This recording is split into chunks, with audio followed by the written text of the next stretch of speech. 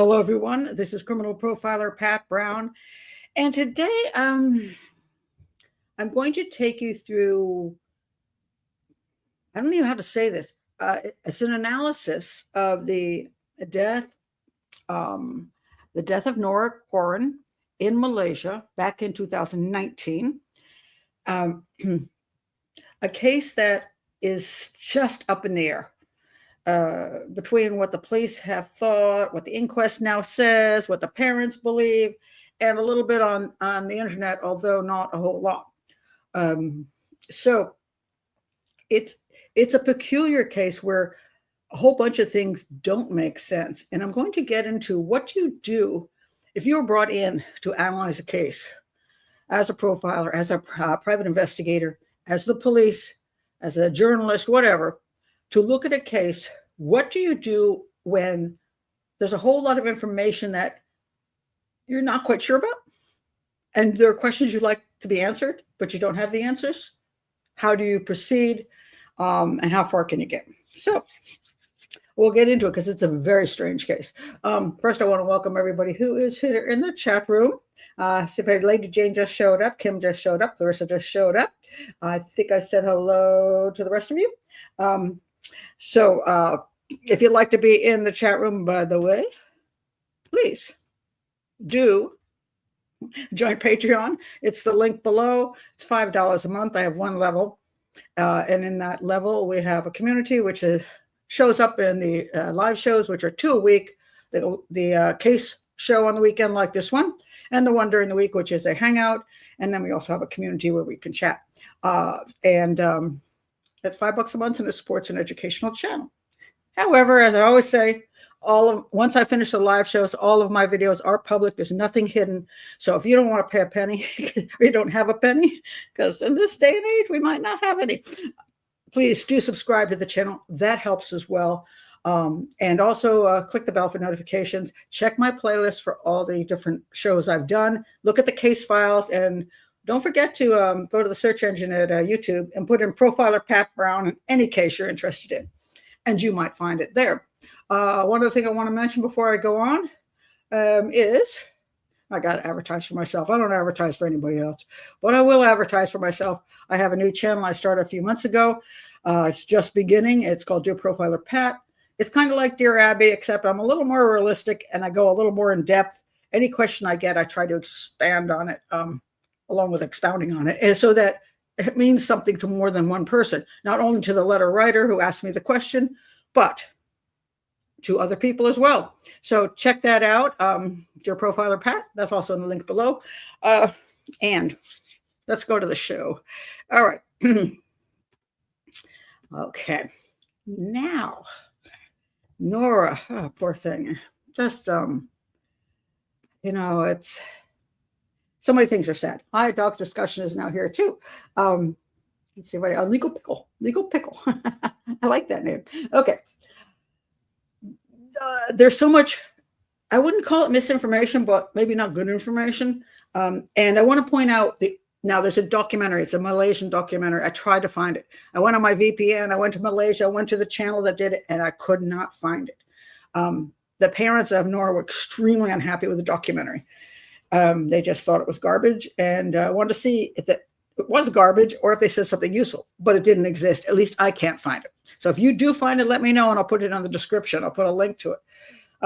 There's some YouTube shows out there, and they're, okay. But the one I would recommend, if I had to recommend one, would be this guy.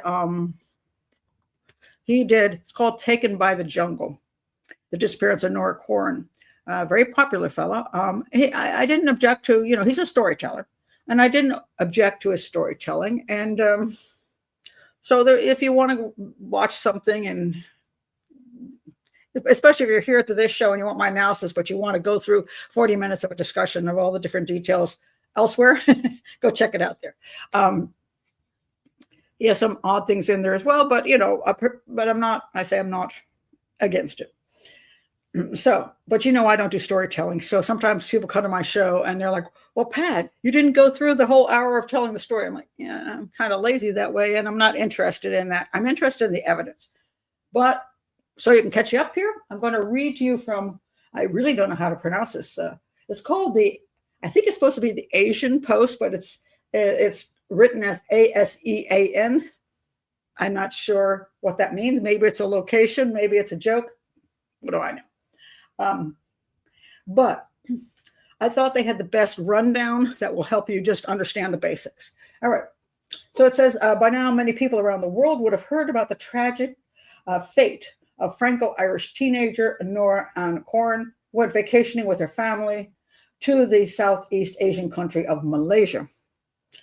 On the 4th of August, okay, now this, they answered a couple questions if it's true.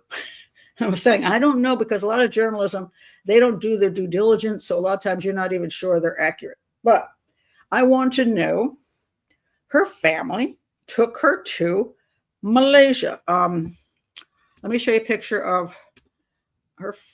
I want to show you a picture of her and her family. This is Nora. This is Nora. I wanted to show you this picture. I cut that off only because it didn't fit in here, but I'll show you the whole family picture. But this is her mom, and this is her. Okay, so Nora is 15. I think her sister is 12, and her brother is 8. Okay, now Nora is only like 5'1" at the age of 15, so she's a little on the short side because of developmental delays, which I'll get into her issues, her disabilities, which play hugely into this case, and in a way which is very difficult to determine exactly how did they play into this case. But I will get into that. So her family took the family to Malaysia. Here we have Malaysia. In case you don't know where it is, it's over there. It's near Indonesia. It's there. And more to explain it. Indonesia, Philippines, over there. A little further will be Australia. They flew into Kuala Lumpur, and then they drove, I think it's about 40 minutes to an hour, to a place called the Dusun Resort. Okay. They left supposedly, let's see, wait a minute. It's a 12-hour flight from they're from England, actually, as far as I know. I think the mom is originally from Ireland, father's originally from France. I think they live in England. Well, I could be wrong. But they flew, it's about 12 hours. And I looked at this because there's an issue about jet lag. And I couldn't find out exactly when they took the flight, but it says here, man, it really doesn't say here. And this has been driving me nuts because I'm saying this is a case which keeps leaving out information. And I want to say this to the family, because the family does not believe their daughter wandered off to die in the jungle. They believe she was kidnapped, abducted, and left to die in the jungle. And at the police, originally the inquest said that it was misadventure, that she had wandered out of this house, the vacation house, and just got confused and walked into the jungle and eventually died. Family says, no, she was abducted. And we want you to look at this as a foul play. And so the inquest thing was overturned. So now it's unknown what the manner of death is. Cause of death, they do know. It was a perforation, an ulcer that perforated, and she died of that. Why she had the ulcer, why it perforated, is a whole other matter, which I might get into later. But there were no signs of injuries on her, like somebody beating her. She wasn't strangled. None of this. No signs of a sexual assault. No signs of rape. Intact. But they believe that somebody took her. Now the inquest, it's been overturned. It's like, okay, the police are like, we're willing to take a look at other possibilities. Okay. But again, a lot of the information is a little limited. And I would say this to the family, and I'm going to go back to this quite a number of times. The family, as we see a number of cases, becomes a suspect. Now, I don't know that the Malaysian police ever considered the parents of Nora suspects in this. They could have behind the scenes. There's a woman who was sued by the parents. She put a bunch of Facebook stuff. She's a retired solicitor, Brennan, in Ireland, and she had to take down her stuff and never talk again and pay out some money. And she basically said that they had interfered with the investigation, spirited their daughter out quickly so they wouldn't be looked at. And so she got sued. But if we all know the cases of McCann's, and that many people suspect the McCann's had something to do with the disappearance of the daughter, or that the Ramseys had something to do with what happened to JonBenet, parents are often considered suspects when it's possible that they were involved. So I see it mostly on the internet that people have suspicions about the parents. And I've seen it here in the chat room. And because, again, there's no proof of foul play in this case, can you eliminate the parents? And I do not want to be sued, so I will say this to the Quoirins. I'm not saying I suspect you. What I do want to say is that one of the problems many people have with the case is clarity. There seems to be so much vague information that personally, as a parent, I think I would put out as much solid information as I could. Now, I think that's very important. Now, you may have a difference of opinion. You may say, we talked to the police. Those are the people we care about. We could give a crap about you morons on the internet. And I kind of respect that issue. We're not deserving of your information. So please, I don't believe that for a minute. I don't think that every YouTuber out there, including myself, although I am a criminal profiler, still, you don't owe me anything. You don't owe all the YouTube world anything. You don't owe all the media anything because they're pretty scumbaggy themselves, So you don't owe that you have to tell everybody everything just because they want to know.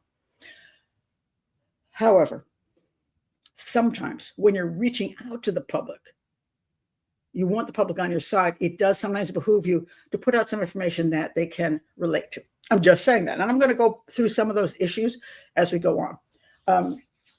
So let me read further. On the 4th of August, a day after checking in, so that after they checking, see, this is where it gets vague, a day after they checked in. So they should have checked in on the 3rd of August, and they had a 12-hour flight, but I don't know when they checked in. Did you check in during the day? Did you take a 12-hour red eye? Did you fly during the day? I don't know. Because I know I don't really often suffer from much jet lag myself when I travel. But I don't know whether you traveled in coach, whether you traveled in first class. I don't know the financial situation of parents. I'm not clear about either, what their professions are, how much money they have. But they are flying for a 2-week, and I did not know this one. This I just found out today, a 2-week eco vacation in Malaysia. Now, they didn't have to travel far, so they're only going to Kuala Lumpur. I do not know how they got to the resort, the eco resort, which bothers me as well. It annoys me because I would like to know these details. Did they rent a car? And if they rented a car, some things make more sense than if they didn't rent a car. And I'll get into that because, you're going to this resort.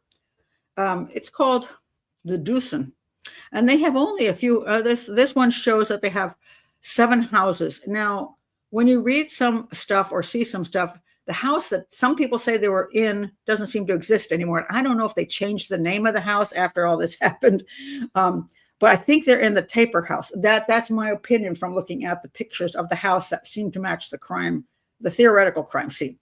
So it's this resort. It's in the middle of the jungle, like that. I mean, it's one of these places that's absolutely beautiful in the middle of nowhere. Now, I'm a person who loves the jungle. Take a good camera. I've taken the most beautiful pictures of howler monkeys and toucans and just gorgeous birds in the jungle. I love being in the jungle. And some people are like, why would you take 3 kids to the jungle? I don't know, maybe because you like wildlife. Maybe because you love the birds. I don't know. And this is one of these things I wish the parents would clarify. They have said in one of the statements that they love travel, but I can't find any place I've ever traveled to. Now, mind you, I want to point this out. Just because I don't find something doesn't mean it doesn't exist. It means that in doing a YouTube video where I'm analyzing certain things, I do not have an entire year to do a full-on investigation of the Quoirins and all of their activities. I'm not a private investigator at this point in time. Have been, but I'm not now. I've not been hired. I'm not hired by the Quoirins. I'm not hired by the media. So I don't know all these details. Now, if the Quorins would like to contact me and say, hey, clear up a lot of stuff for us, how can we make this palatable to the public, but in a way that's truthful? I will fly to England. I will talk with them. I'll fly to Malaysia. I'll walk the walk, but I just don't know. So when people say, why would they take 3 kids? And now I found out, I didn't know if it was like a 3-day vacation and they were going to go someplace else, which it's so close to Kuala Lumpur. I can understand, let's say you fly to Kuala Lumpur and you're like, hey, let's have these people pick us up, take us to this gorgeous eco resort. We'll just relax because we don't want to do a whole lot of traveling right at the moment. We just want to relax. Or maybe they just grab themselves a rental car. Now they're going and they want to relax. And there's the place is pretty. Okay, so they got beautiful places there, these different houses like this in the middle of the jungle, gorgeous pools. I mean, what's not to like? I mean, I think this is with a taper house. That's where I think they're in. I'll show you the pictures of that. But hey, I wouldn't object to that place. So maybe they're like, oh, we have a busy life. We just want to get up. After we get off this 12-hour flight and been there, done that, maybe they just don't want to start sightseeing, I didn't know what they were going to do. So I thought maybe they're just going to go for a few days, calm down, swim a little, see some birds and some monkeys, not do a lot of like going places. And then maybe they'll then go to they'll get in a vehicle and they'll go do some other things around Kuala Lumpur, maybe see some temples, whatever, see some shows, eat some great food. But apparently this thing says, and I don't know it's true, they checked in on they were going for, wait a minute, it was a 2-week vacation at the Dusan Resort. That's what I read. Now, 2 weeks is a long time at this resort. I find that a little bit more interesting if it's true, because that's kind of a long time. Now, hold on, I got to fix something here. I just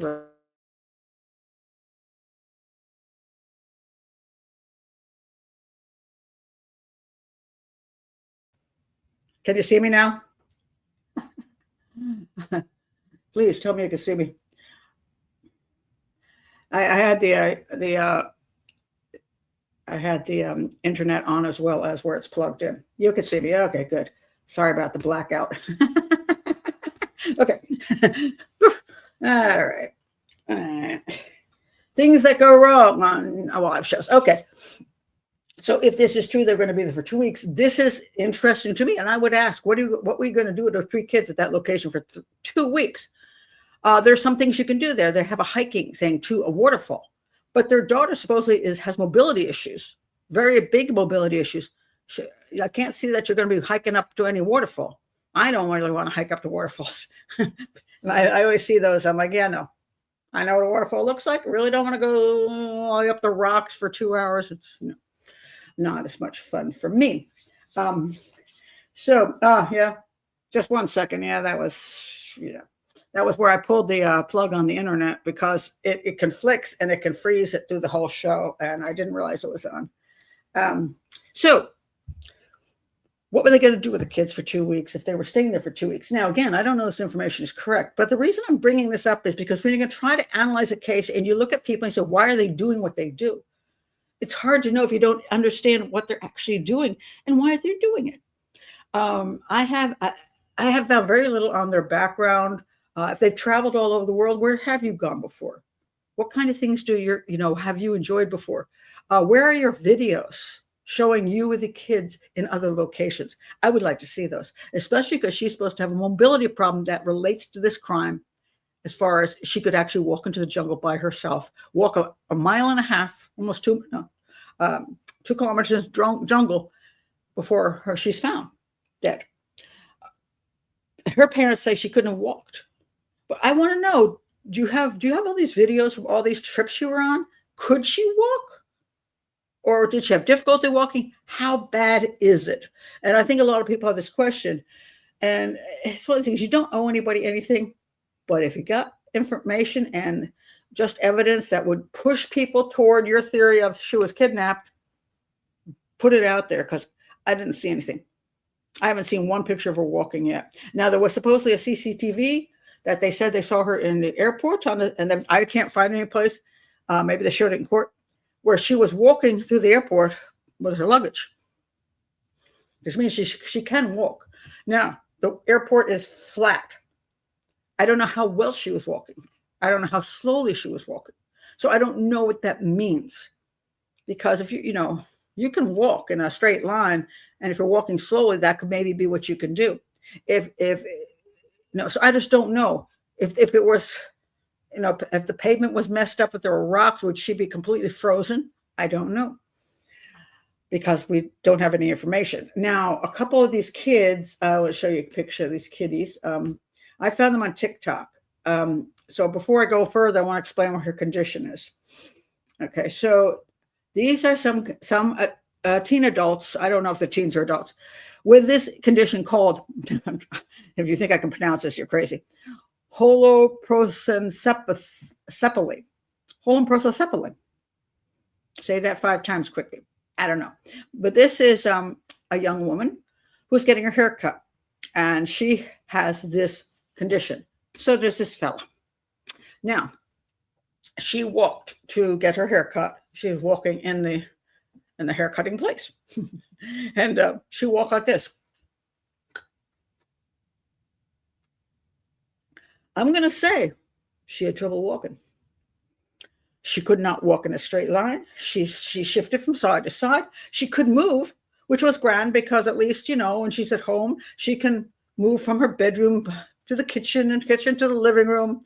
And she can take a walk, which is a very short walk. Nora, I don't know. I don't know how she walks. Now, one of her teachers said that she played basketball, but I've worked with people who are disabled. I've worked with blind disabled, deaf disabled, blind, deaf disabled. There are different levels of basketball. When you're talking about working with children or, like a camp or something, you might have very low baskets that are only 2 feet away. And then you're playing basketball because the whole point is the enjoyment of the game. It isn't that you're really going to be a pro basketball player. I mean, I suck at basketball anyway, myself, and I'm able-bodied. I prefer the shorter basket. Get me closer up, And there are people who play wheelchair basketball, all kinds of cool things. So that means nothing. Just because he said she played basketball means nothing. She supposedly has the IQ approximately, or the intelligence level of a 6-year-old. And what does that mean? I don't know. Looking at these 2 children, she talks. She was excited to get her hair done. He was talking. A little confused about how old he was, but this condition. Let me tell you what this condition is, so you know kind of what you're dealing with if you're dealing with Nora. Let me not lose my spot here, but I want to read you from. Okay, I'm trying to read this. Okay, holoprosencephaly. It causes intellectual disability, developmental delays, difficulty with social interactions, challenges with communication, potential for seizures, possibly psychosis, and it's a tough disease, mind you. It's like the 2 hemispheres of the brain. Well, they don't have 2 hemispheres; it like melts. Most of these children don't make it out of infancy.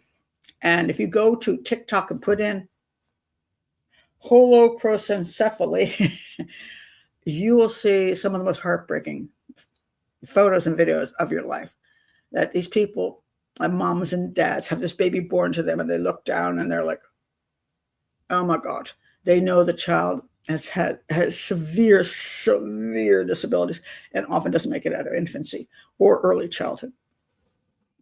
Nora is one of the, I want to use the word lucky, but she's one of the smaller group, very small group of people who make it to teenage years and as to an adult. She is what they call mild holoprosencephaly. Mild. And what do I mean by mild? I've worked with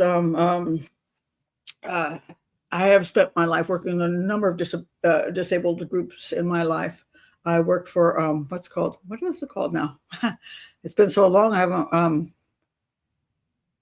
ARC. ARC. Now I don't even know if they can call themselves that because it was Association for Retarded Citizens. I don't know if that's allowed anymore. But I was a kind of a counselor, home counselor, stayed in group homes, and came in and spent whatever the weekend with usually about three persons who had disabilities, intellectual disabilities, Down syndrome, and so forth. And I saw a wide variety of ability within that group. And by the time people are in group homes, they're usually at the upper level of having reasonable abilities where maybe they shouldn't be in the kitchen alone, but they can cook, they can work. Now, the work might be, it's very specific, but some of them date, they have hobbies. I've worked with some of the most sweetest persons with Down syndrome and intellectual disabilities, and I work with some psychos. I know you're waiting for the word psychopath. I'm just going to put it in here. Yes, there are some people with intellectual disabilities who are kind of psychopathic too. Believe you me. In other words, personality disorders are for everyone. So they claim she has a claim. I want to say claim. I just say that's because that's the determination. I don't know whose determination, because it comes through the media. 6 years old. All right. I've been around some pretty fun 6-year-olds. Now, does that mean that they're going to need to be in care for their life, the rest of their life? Yes. I don't know what other issues she's got. She supposedly has mobility issues, unstable on her feet, and with the approximately the intellectual ability of a 6-year-old. Which again, as I say, my granddaughter was 6 once, and I had fun with her. We did all kinds of cool things. Will she ever go further than 6 years old in her mind? Maybe not, but maybe at least it's enough that she can enjoy life. Okay. But she is one of the few, the very small group that make it into this age and have what is called mild holoprosencephaly. Mild. Now, if you're a parent, would you consider that? Everybody wants a child who is able-bodied, who doesn't suffer with conditions that affect their entire lives and affect your life for the rest of your life.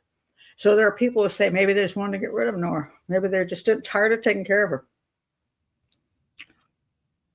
In some circumstances, that's true. It seems like she's well cared for. From what I'm seeing here, I'm not seeing, because she is milder and she is able to theoretically travel with them and do things with them and seems to be in a decent school. I don't know how much money they make, but they don't look poor to me, which, believe you, it's a lot easier to take care of a disabled child when you have money than when you're broke. Okay. So I don't see any reason why this couple would want to eliminate Nora from their lives. Would it be easier? Perhaps so. But I don't see evidence of that because I don't know their income. I do not. I don't know the insurance issues. I do not. I don't know whether there's actually issues behind the scenes, which I don't know. Because I don't know any of these things, I cannot say whether they have a happy home life and Nora is well integrated or whether that's not true. I simply can't say that. But they have 2 children that are 12 and 8. And I think if, it's kind of funny, like the McCann case, Madeline McCann was just turning 4. She was close to 4 years old. She was still 3. And her little brother and sister, the twins, were 2. That they would remember her is probably not that much. These kids are going to remember their big sister. You know what I mean? Hey, what happened to Nora? I say I'm not highly impressed with the concept that the parents had any reason to eliminate Nora. I don't see that. Okay. Just saying, not just because of the lawsuit, because they're litigious, because I did sue the resort too. But hey, I've never sued anybody, but people have wanted to sue me. So please do not do that because I'm not accusing you. And in this case, I haven't seen any proof that supports that. But I do see issues, and I would love to bring them to you because I just wish I knew more, and I wish the public knew more, maybe because it might help, but I don't know that it will help. So I'm going to say that, to be honest. Your daughter disappeared into the jungle in Malaysia, in an area with very few people. The evidence is very weak that anybody harmed her, but on the other hand, they could have taken her, they could have kept her, they could have disposed of her. And you, Billy, if you want to know this, whether you can ever get any truth out of the Malaysian, I don't know if the Malaysian cops are not doing their job. They may be doing their job, but they're like, yeah, we got nothing. We got nothing. I'm going to get into some of the local issues with, I don't know what it's called. They're out in the middle of the jungle. There's not many people out there. So in India, I know there's a terminology for people who are in isolated locations in places like this. They call them tribals. I don't know what they call them in Nigeria, but sometimes there's what is considered a situation where there's a small group of people who are part of some kind of tribe, and therefore they have specific cultures and languages and behaviors, and they're also quite isolated from society. So if they came in contact with Nora, maybe there's something that could have happened. And the police respect this, and I'm going to get into some of these issues. But let me read you the rest. All right. Okay, let me go back to what happened to Nora. I never go in a straight line. I drive some people nuts. They're like, Pat, I can't. You're all over the place, Pat. I can't understand things. Yeah, you're on the wrong channel. But anyway, let me go back to. Okay, so the families arrived. It says, so they arrived. They checked in on August 3rd. Now, I want to point out. Let me just show you the little resort area. Okay, so they're here in the Dusun Resort. And they have these houses, which I believe she was in. See, it says we're holiday chalets. Okay, they're going to call them chalets. All right, that's nice. And there's like 7 of them, I think. But this is the important thing I want. See the taper house? I think that's where they were, although they may have changed the name. You will see that there are actually 2, that yellow thing above. Oh, is it the yellow thing? I'm going blind. I can't see crap. Playground. Yeah. See the playground? The blue thing is called the playground. That's right next to their house. And there's another one, the one up. I think the yellow one is also a playground. There are playgrounds, which I think that a person who has maybe an intellectual level of a 6-year-old might like, along with the 8-year-old boy. 12-year-olds don't mind a slide. So did they pick that house because of what was available? Or did they pick that house because it was near playgrounds? This could have some impact. Supposedly they were there during the day. I do know this, and they supposedly went around the property, maybe even back to the back gate. And this gets very confusing. So I don't know if I want to overdo the gate issues because I don't freaking understand them. There is this Sora.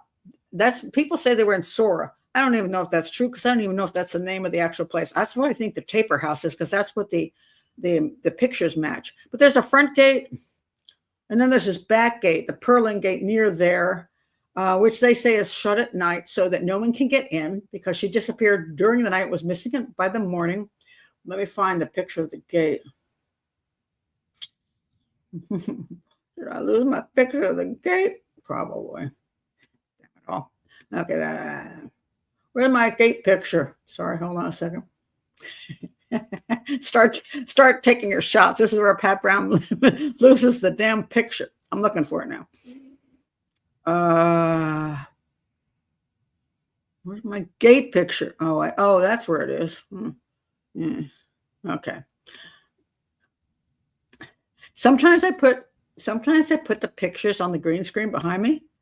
There's the gate picture.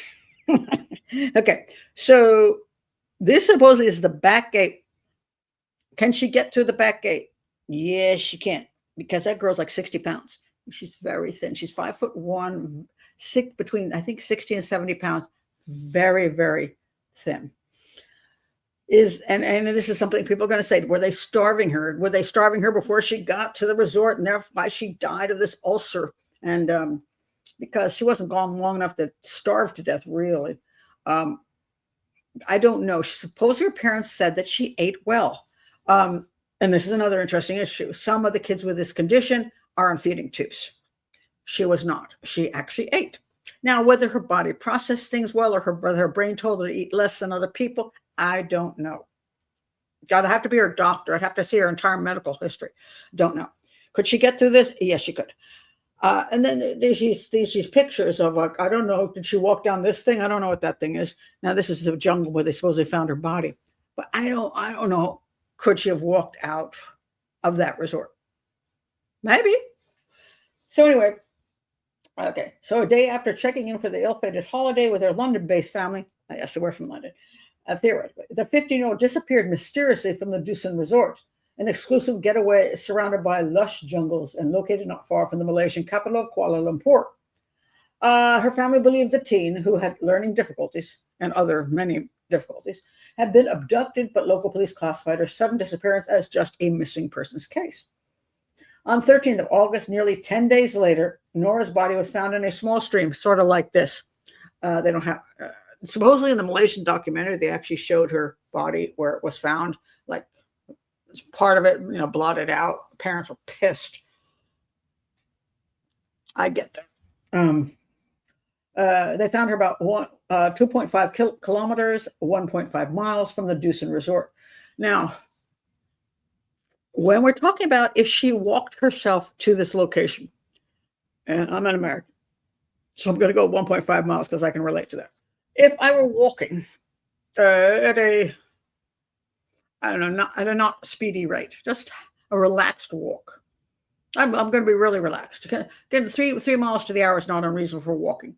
But I've had times when I could walk like 2 miles to the hour, like 30 minutes for the mile. It's like, yeah. And so I would walk 45 minutes to arrive. I could arrive someplace in 45 minutes.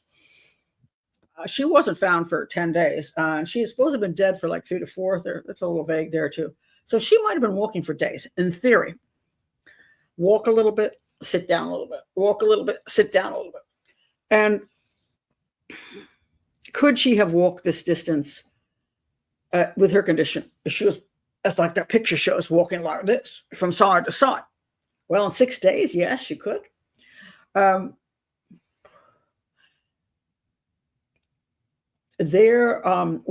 you're trying to get somewhere and you're walking, yeah, you're going to think you're going to walk in a straight line and you're just going to go for it. But if you're not under time pressure, or you're just confused, or you're just meandering along, maybe just going to sleep under a tree because it's warm outside. You just go to sleep, you wake up, the birds are singing, you get up and you sort of like wander off. In 6 days, I think you can make it a mile and a half. I don't think that's ridiculous. And I have actually one of my deer profiler paths I'm going to do with travel is a trick I learned from a woman who was in her 80s. 85-year-old woman, and she was traveling, and she was there very early. I always came early for my flight, so I'll talk about that in that particular video. But she was calmly walking like just relaxing and walking. And I chatted with her, and she says, I always walk really slow in the airport. And I'm like, why? It's because you're old and you can't walk faster? She said, no, it's because it takes away the stress. I arrive early and I just meander, and it takes away all the pressure of racing through the frickin' airport. I started doing exactly what she said. I arrive an hour earlier than they tell you to. And I meander through the airport. I don't rush. I just walk along like this. I still get there. Now, mind you, it might take me twice as long to get from point A to point B, but who gives a crap? I'm already an hour early, And I found it so relaxing.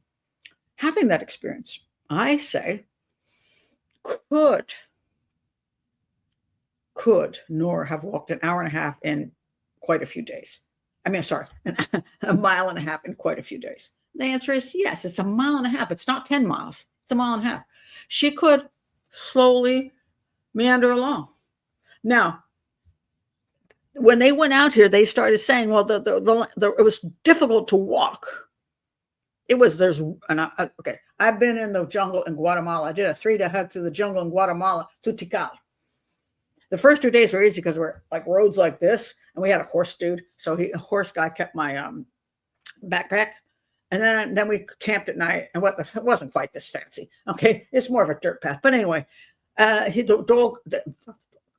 horse, what is it? The horse could walk with my pack, and the horse. After 2 days, he's like, "Here, take your pack. My horse is turning around. We can't go further. It's going to be an entire day of walking through the jungle to Tikal."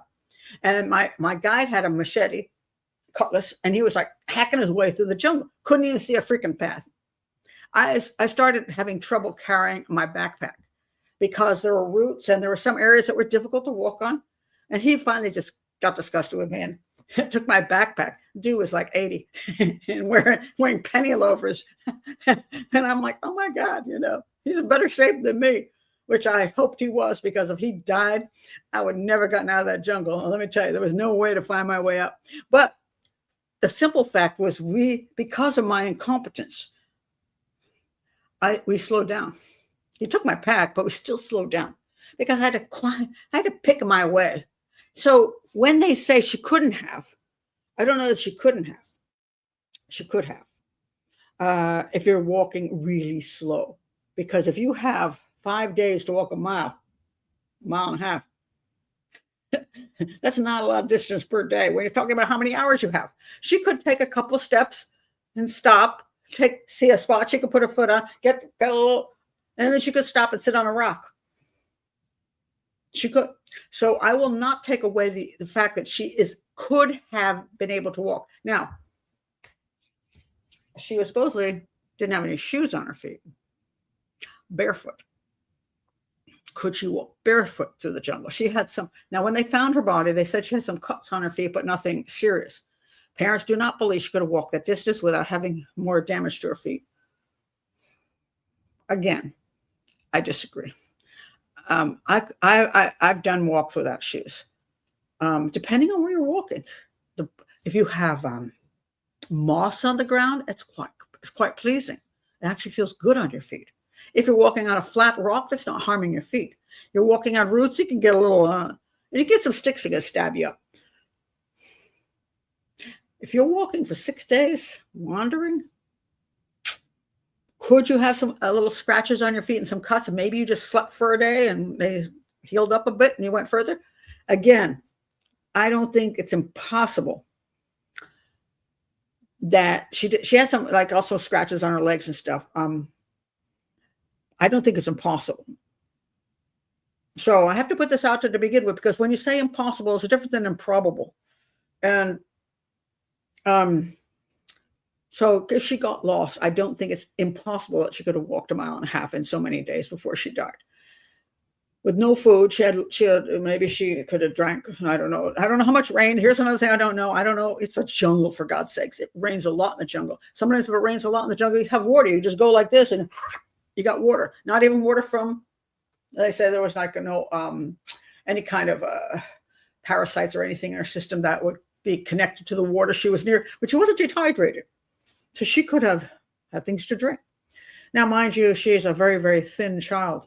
So where I went 3 weeks on a water fast because I'm fat, she cannot, because she's 60 pounds. So she's going to start having issues with her health earlier. She can't go 3 weeks without eating. 6 days, and she had some ulcers. Maybe she had some issues prior to that. And then stress, they say stress maybe. So I can't rule out that she can walk 1.5 miles, that her feet weren't torn to shreds, that she could easily get water as long as it's raining in the jungle, which I just don't know what's going on there because I don't have any rain report. And then she just got to the point. She was found, they say, with her hands behind her head. I don't know if they mean this way or they mean this way, but when they saw her, it looked like she was almost sleeping. So could she have just laid down, not feeling well? She finally just lays down next to a stream and dies. Possible.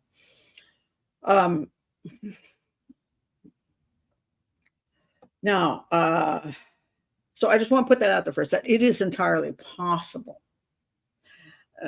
Is it probable is a whole nother matter. And that's why I would be really happy to go to Malaysia and see I would take my damn shoes off. These people are all trekking. Now, mind you, when you have hikers and people who are looking for bodies, And they say it's difficult. That's because they're trying to find a body in an hour. They're not taking 6 freaking days. They're not going, oh, one rock, another rock. Now, mind you, I'm the kind of person that does not like rocks or streams. And I'm really, I'm very cautious, especially at my age. I'm a little wimpy. I'd like to walk through that jungle in slow motion and see whether it makes sense to me. I would love that. So that's my thoughts on what could have happened to her. Her body was found on the 13th of August, nearly 10 days later. Nora's body was found in a small stream in a ravine about 2.5 kilometers, 1.5 miles from the Dusun resort. An autopsy was conducted and foul play was ruled out. Malaysian police said there were signs that Nora suffered intestinal bleeding. This was likely due to stress and having gone for days of food without days. Ulcer that perforated. There were no signs of rape. Hymen intact, by the way. No suspicions of foul play. There were no signs of kidnapping or abduction. Today, local police are adamant there was no foul play took place. Nora Quoirin's parents, however, say there are still many questions which have yet to be answered. I get that. What could those unanswered questions be? And by the way, they have, like I say, they've overturned the inquest and said we're open. It's an open thing. Now they're not quite sure what could have happened to her. So I'm going to stop here. Now I'm going to get to the house and what happened that night. So I'm going to check some of your comments here. Linda, okay, hi. The lack of any criminal activity on her body tells me she was not a victim of anyone but a poor little self. It's yes and no. I'll say yes and no. Why do I say yes and no? Because criminal interference can occur for a number of different reasons. And sometimes it's because things don't pan out the way you plan it. And therefore, maybe she didn't leave on her own, and maybe somebody else was involved. But when they were involved, it didn't include sexual assault. It didn't include murder. So we'll take a look at that in a bit. That's a great question, Texas Redhead. This is one of the many questions I don't know. Did she have a history of wandering off at home? This is a great question because I don't know how many parents who have missing children say, my child would never leave the house and run away. And then you find out they've run away twice. Parents sometimes downplay the behaviors of their children for a number of reasons. In this particular case, let's say Nora did have some habit of getting confused and wandering.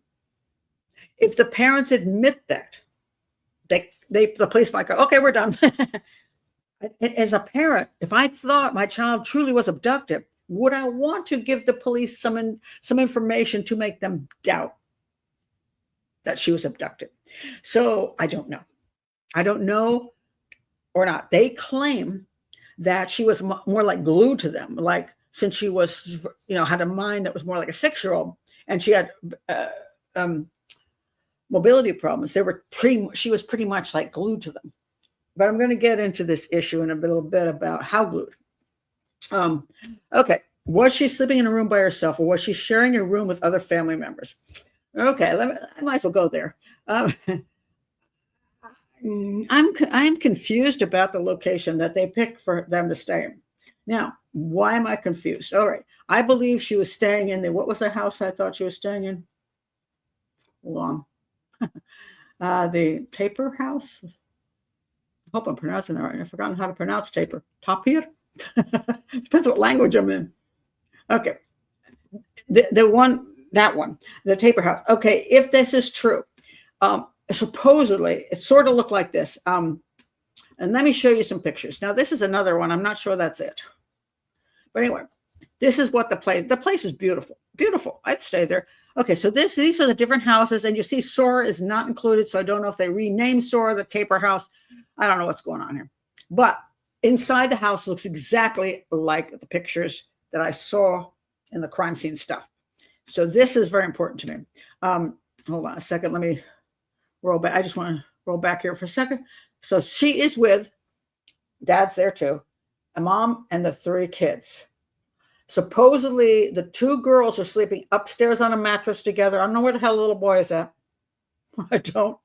And the parents, I don't know where they're at, but I'm assuming it's the parents' a room downstairs. And I hate to assume, but we're getting crappy information. So this is the house they're staying at. This is shown enough in the in enough locations where I believe this is the house. This is right now is that Taper House. But what is the thing that stands out to you the most in this house? I'm going to show you some. I'm going to show you a bunch of different pictures. I'm going to ask for your ideas on it. There's supposedly in this. Originally, I thought there was only one bathroom. Supposedly there were two. One here and one in the near the parents' bedroom, like a ensuite thing. So you can take an outdoor shower looking at the beautiful mountains. Here's another. I don't know if this is the house. I think this is the house, but I'm not sure. You can see. You can look at that beautiful thing there. This is the main room. This is a living room, and to the left is where I believe the parents were sleeping. If you go up the spiral staircases at the top, you will see there's a bed up there. This is the bed up there. It's on the second. It's like a little loft. That supposedly, as far as I know, is where Nora and her sister were sleeping. Where the brother's at, I do not know. So here you says no, but you take a look at the. Well, just take a look and tell me what you think. So here's some more pictures. This is the bedroom. The bedroom is right off of. So the bedroom is right off of the living room. Now the door, if you remember the issue about the window. Sorry, the window. That was my fault. I hit the wrong button. That way I can't even blame that on the internet. I just hit the wrong button and said stop the camera. Okay. Oops. Okay, so take a look at this. This is shown as the window, which either somebody came in to abduct her or that she crawled out of. That window is right here. And it is, this is the living room. That is the window. I'm sure that's the window. Is that the window? It's about there. Parents are right here. Right here from this. The girls are supposedly sleeping upstairs. Don't know where the boys. And if you want to go to the bathroom, it's not upstairs. You have to come down the spiral stairs. And I think there's one in here. I don't know if there's another one someplace else. I can't figure that out with this house. Let me show you a couple more pictures. So here we have pictures of this is the where the parents will be staying theoretically. That glass door, I think, is where the bathroom is. And you can see a little sitting area outside with the little balcony. Here's another picture over there. You can see right there. You can see to the kitchen, and you see that light area there. That's the window she supposedly might have gone out, or somebody came in. All right. What are your thoughts on what you see?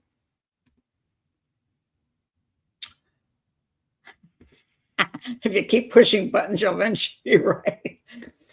Yeah, eventually. Or, maybe I'll just disappear forever. Oh, wait. Oh, thought that. Benny, I thought I just knocked you out. Benny, hi, Benny. If she had difficulties walking, why would she be upstairs? Yeah. Now, a lot of people have difficulties going up spiral staircases. I've seen too many House Hunters International where they're like, oh, I love this house. What the heck is that? It's a spiral staircase. They're like, yeah, we're done. I don't like going up spiral staircases. I can do it. It's just uncomfortable. And you got to hang on to that. You got to hang on. They do have a banister, thank God. So you hang on to the banister so you don't lose your balance and fall off those spiral staircases. And you can also see through the spiral staircases, which makes you more imbalanced. So that's odd to me too.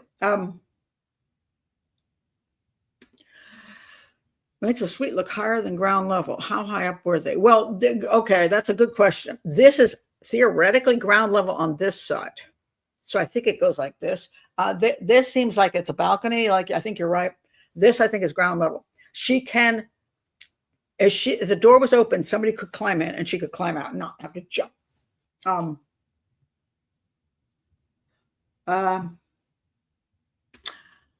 Clarissa said, first they said she left through the upstairs window. There is no way. Yeah, this is the bad reporting. They originally said she went through the bedroom window. Well, she can't go through the bedroom window up there. There's no way. Okay, so I don't know why they came up with that crap. That was just, that's garbage journalism. The house is like a jungle gym, and with jet lag, it makes it worse. Yeah, I mean, it's a cool place. But what was the other thing you noticed? I'm curious whether you noticed what I noticed. Linda says, if I had a child with disabilities that made walking difficult, I would only rent a ranch-style cottage. Yeah, I understand the concept of wanting to be able to look out, especially if, let's say, you're in Africa, and one of those lodges where you're real high up, and like the giraffes like put their head over your balcony. I mean, that's cool. Where you can look out at all the animals. I get it. As long as my child who has difficulty walking, I knew I could give her a way to walk easily and also not be in danger, I might select that. But I would look at this house and go, yeah, no. I find that really weird. KJ says she had to go right past her parents' bedroom to leave the house. Yes, or to go to the possible bathroom. Now, there is a bathroom through the parents' bedroom, and there's supposedly a second bathroom, the one I saw, the outdoor shower bathroom, which I can't figure out where exactly it is, but I think it might be somewhere over here. I'm not sure. I don't know where it is. Honestly, I don't. But there's only two possibilities as far as this window thingy goes here. Is she sleeping upstairs? Either. Now, the parents actually claimed that they heard some whispering or at like 12 o'clock at night. That's questionable. Let me read a little more here. The family stayed in the 2-story Sora house. So this was once called the Sora house, which I think is now the Taper house. I think I just changed it. One of 7 bungalows located in the Dusun Resort compound. The night she arrived at the resort, Nora had gone to sleep upstairs with her 2 younger siblings, presumably in her own room. What? This is where I point out in this case. Everything doesn't make sense. All information. I've seen the pictures of this place. It looks like this place. It had the spiral staircase. There is no private room, but there is a loft with a queen-size bed. What are they talking about? I don't know what the Sora house is. I don't see pictures of the Sora house, except that it doesn't exist anymore, so I think it's this house. So who's writing this crap? I don't understand it. She went to sleep upstairs with the 2 younger siblings, presumably in her own room. Well, I'm going to say when it's a loft, and it's not really your own room because it's open to everything, which in one way is good because if you shout for help, your parents will hear. Except, take a look at this. See this here? This is where you have these sliding doors. It looks like it's very open, and during the day you can open it up and have more breeze and see around. But if you want to sleep at night, you can close these, and it'll just be a big brown door that slides. Which then cuts you off from the living room. Now, if you have a disabled daughter, do you close the door? Don't you? Again, I don't know. I mean, couples are couples. They might like to have some fun and don't really want the kids to hear. But are they jet lagged that much, or do they close it we're going to close it for 30 minutes and we'll open it back up again? I don't know if it's closed or open. Another piece of information we do not have. I would like to know, did you leave this open all night or didn't you? Because your daughter's up here. Now, an abductor only has 2 choices. They enter the house supposedly through this window, which is also confusing whether they can even get in from the outside. As I said, the latch was broken, or they have to open it from the inside. Supposedly this whispering, which was, this was kind of brought up later, and I'm like, really? Or is this just to convince the police again? Doesn't mean they did anything wrong, the parents. It just means that they might want the police to think there's kidnappers. Okay, so let's say somebody gets in here whispering. Are they whispering to the child? So is there one person whispering to the kid, or are there 2 people whispering? So let's say the abductor comes in. She would have to be getting out of bed at exactly that time and coming down the stairs. Now, mind you, they've only been there a day. It's a very isolated location. Who would it be? There's a few people that there's no security there, which is one reason they got sued. But I'm not against not having security. I've stayed in hostels. I've stayed in isolated places. They don't hire security for everything. I mean, I don't necessarily think that's a requirement. As long as you know there's no security, it's like, hey, if you want to stay way out here in the middle of the jungle, come on out. But, we're not going to provide you security. It's, maybe they thought it wasn't necessary. They said they've had no trouble in decades. So there's not that many people in the area, just a few people that come to work then and they go home. Again, I don't know about tribals. I'm going to call them that only because I don't have a good word for in Malaysia. But some people from certain communities out there, could they have access?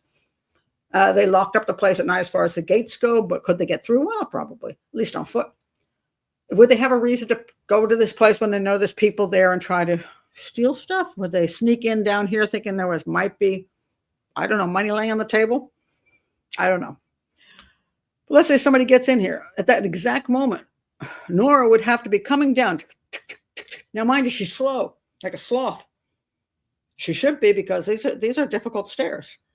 And she's coming down these stairs and they run into her. And here's another weird thing. She supposedly is only in her underwear. And I'm having real issues with the underwear issue. I don't know what this means.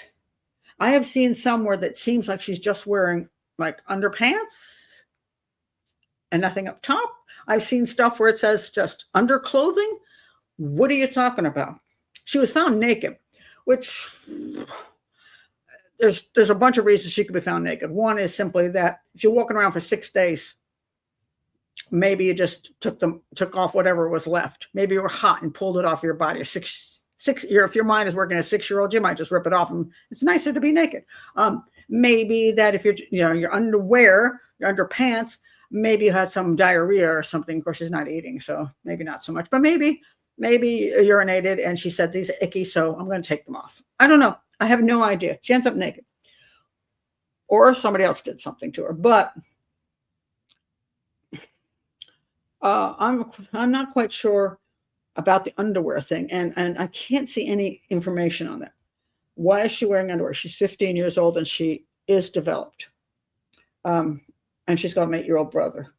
I'm a little old-fashioned this way. I say she should be wearing a nightgown, or at least underwear and a shirt, something. A lot of people wear oversized, t-shirts. That's popular. So that I get. I can't get information on what she was actually wearing. So it's a little weird. Is she wandering around the house in her underwear? I mean, I don't quite get it. But, she's up here sleeping with her sister, and she suddenly at that moment feels a need to go to the bathroom, which is reasonable. So she comes down these stairs in slow motion. She's so slow, according to her parents, that she doesn't move quickly. And they say she can't climb over that window, which, let's look at the window again, which I don't see why she couldn't. I mean, that makes zero sense to me. So here's the window.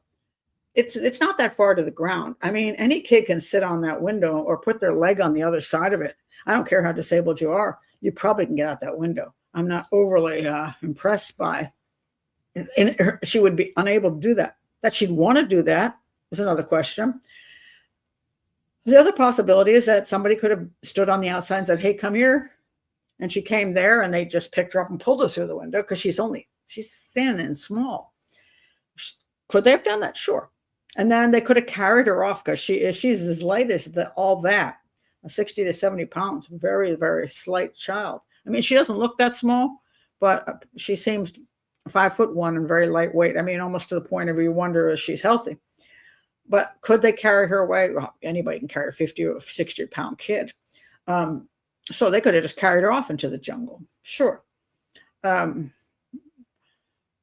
Would she scream out for the parents? I don't know. They say she doesn't know how to deal with situations. Maybe she wouldn't. Maybe she'd just do this and they take her away. Possible. When I look at this whole house, I think one of the things that bothers me so much about this place is it's gorgeous. If you look at all the, I know she supposedly can't climb very well, but I would be worried that she'd stand up and lean over that thing and flip over the side of that. I'd be worried about that balcony. I'd be worried about that balcony. But she stood on a chair and flipped over that. I'd be worried about her, and I'd be worried about those steps. I'd be worried about everything around there. It wouldn't be a place I would take a disabled child who had balance problems. That's just me. Again, it doesn't mean that they might know their daughter well enough to know this is not a risk factor. But one of two things happened. She went out that window on her own, or somebody took her out that window or lured her out that window. Those are the only two possibilities, unless you're going to go with the parents just carried her off into the jungle and to get rid of her, unless you're going to go there. Other than that, either she went out that window herself or somebody carried her out or lured her out the window. So those are the only possibilities that really exist. But there's questions. I have questions about why they chose the place, why 2 weeks, why this location, why, there's pictures of this on the internet. So it's not like you wouldn't know what kind of, and if I'm wrong that this is not the Sora house turned into a taper house, if I'm wrong about that, I couldn't find any information because the Sora house does not exist anymore. But this looks exactly like the pictures, because I was looking at this and they said the Sora house had this, and I looked at the other chalets and they did not have that kind of a spiral staircase. So I would, if I were the police, I would have lots of questions. And it may just be, it's not that I'm accusing the parents of doing anything. It's just I want to know what their thinking is, to know why they thought this was a good idea, why they thought this would be safe, whether it's just the style of the family. People have, I've traveled with my children, and I know people said things to me because they themselves would not do that. My children and I, we went to Jamaica when my kids were, I think my boys were eight and my daughter was like 10. We flew down to Jamaica. We rented a car. We went up into the hills to visit with my ex-husband, his husband then, his relatives up there. And is it the safest place in the world? No. Jamaica, anybody's from Jamaica? You know what I'm talking about. Not exactly the safest place. And not because because my husband was Jamaican, right? But there was issues where he got stopped by the police and they said he had guns in the car and he didn't. One of his uncles was a police officer. He got shot dead. Jamaica has its wonderfulness and it's got its dangers. And some people say, why would you take your kids there? Well, at that point in time, they had a great time. They, we went up to see relatives and stuff, and they had a lovely time. So I made a choice that maybe other people wouldn't have made. It doesn't make me a bad person, or I wanted to get rid of my 3 kids. Just to point this out, when people talk about the McCanns and some similarities, like, didn't the McCanns say that somebody opened the window and came in and took Madeline? Well, isn't it the same thing? Somebody came in through that window and took Nora. Isn't that the same thing? Maybe the parents just heard that story and thought they would use the same one. I guess they could.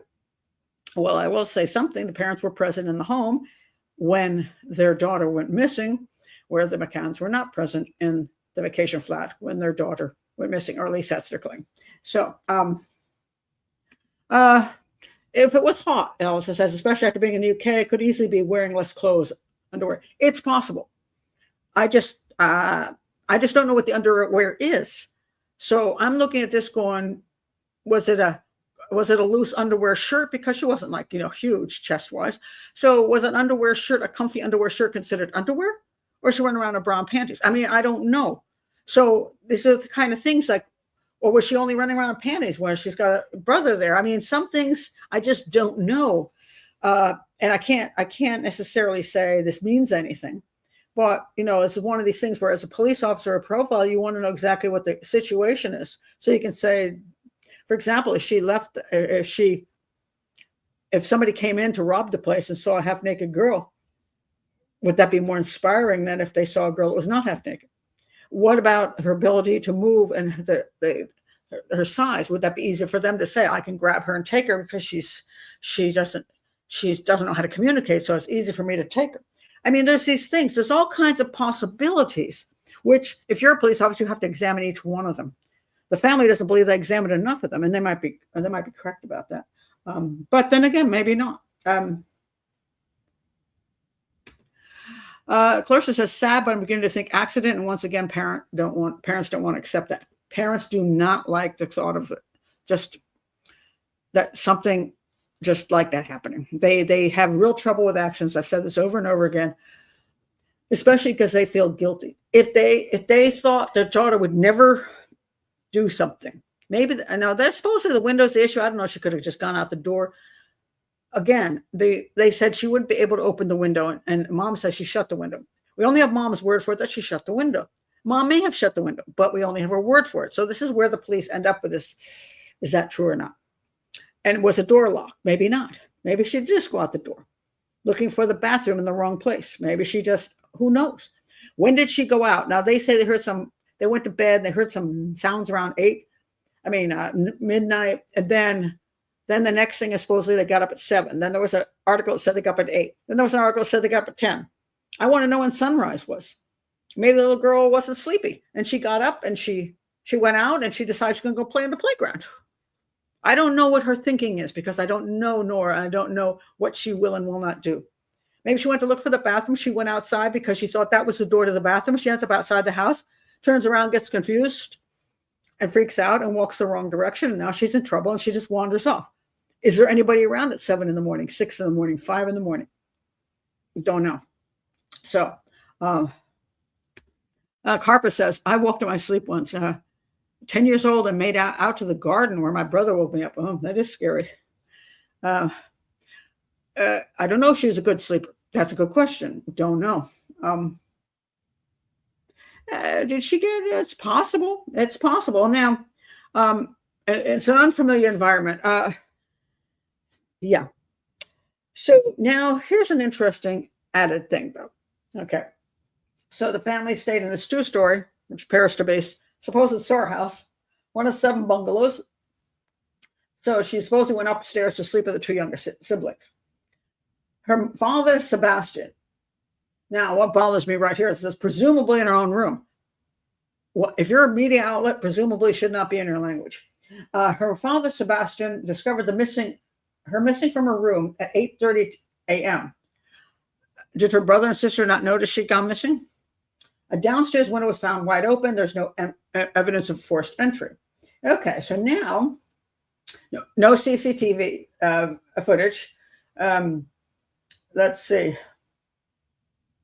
Now, this guy says, the minister of Malaysia says, if you want to run a resort, you have the duty to have security at the hotel. And it's only common sense. Okay. In theory, if you're charging people to come to your hotel, and I think the people who ran it were not Malaysian, you're making buku money off of the hotel. People will pay a lot of money. You could stay in Malaysia for $3 a night, but that's not what they're paying at this place. Let me find how much they're paying you, and somebody who can give this in U.S. dollars if you can. Let's see, what's the place?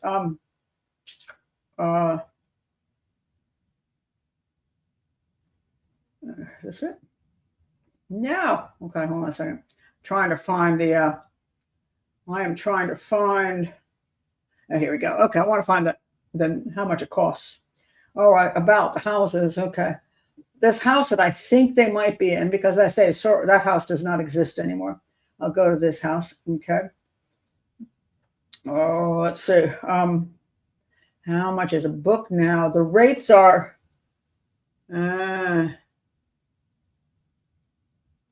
I think it's about $12.50 a night. $12.50 RM. Okay. Now I gotta do the RM too. RM. I'm gonna go to US dollar so I know. RM. Are we not working? RM to USD. 12. Let's see. 12.50. Is that what I just said?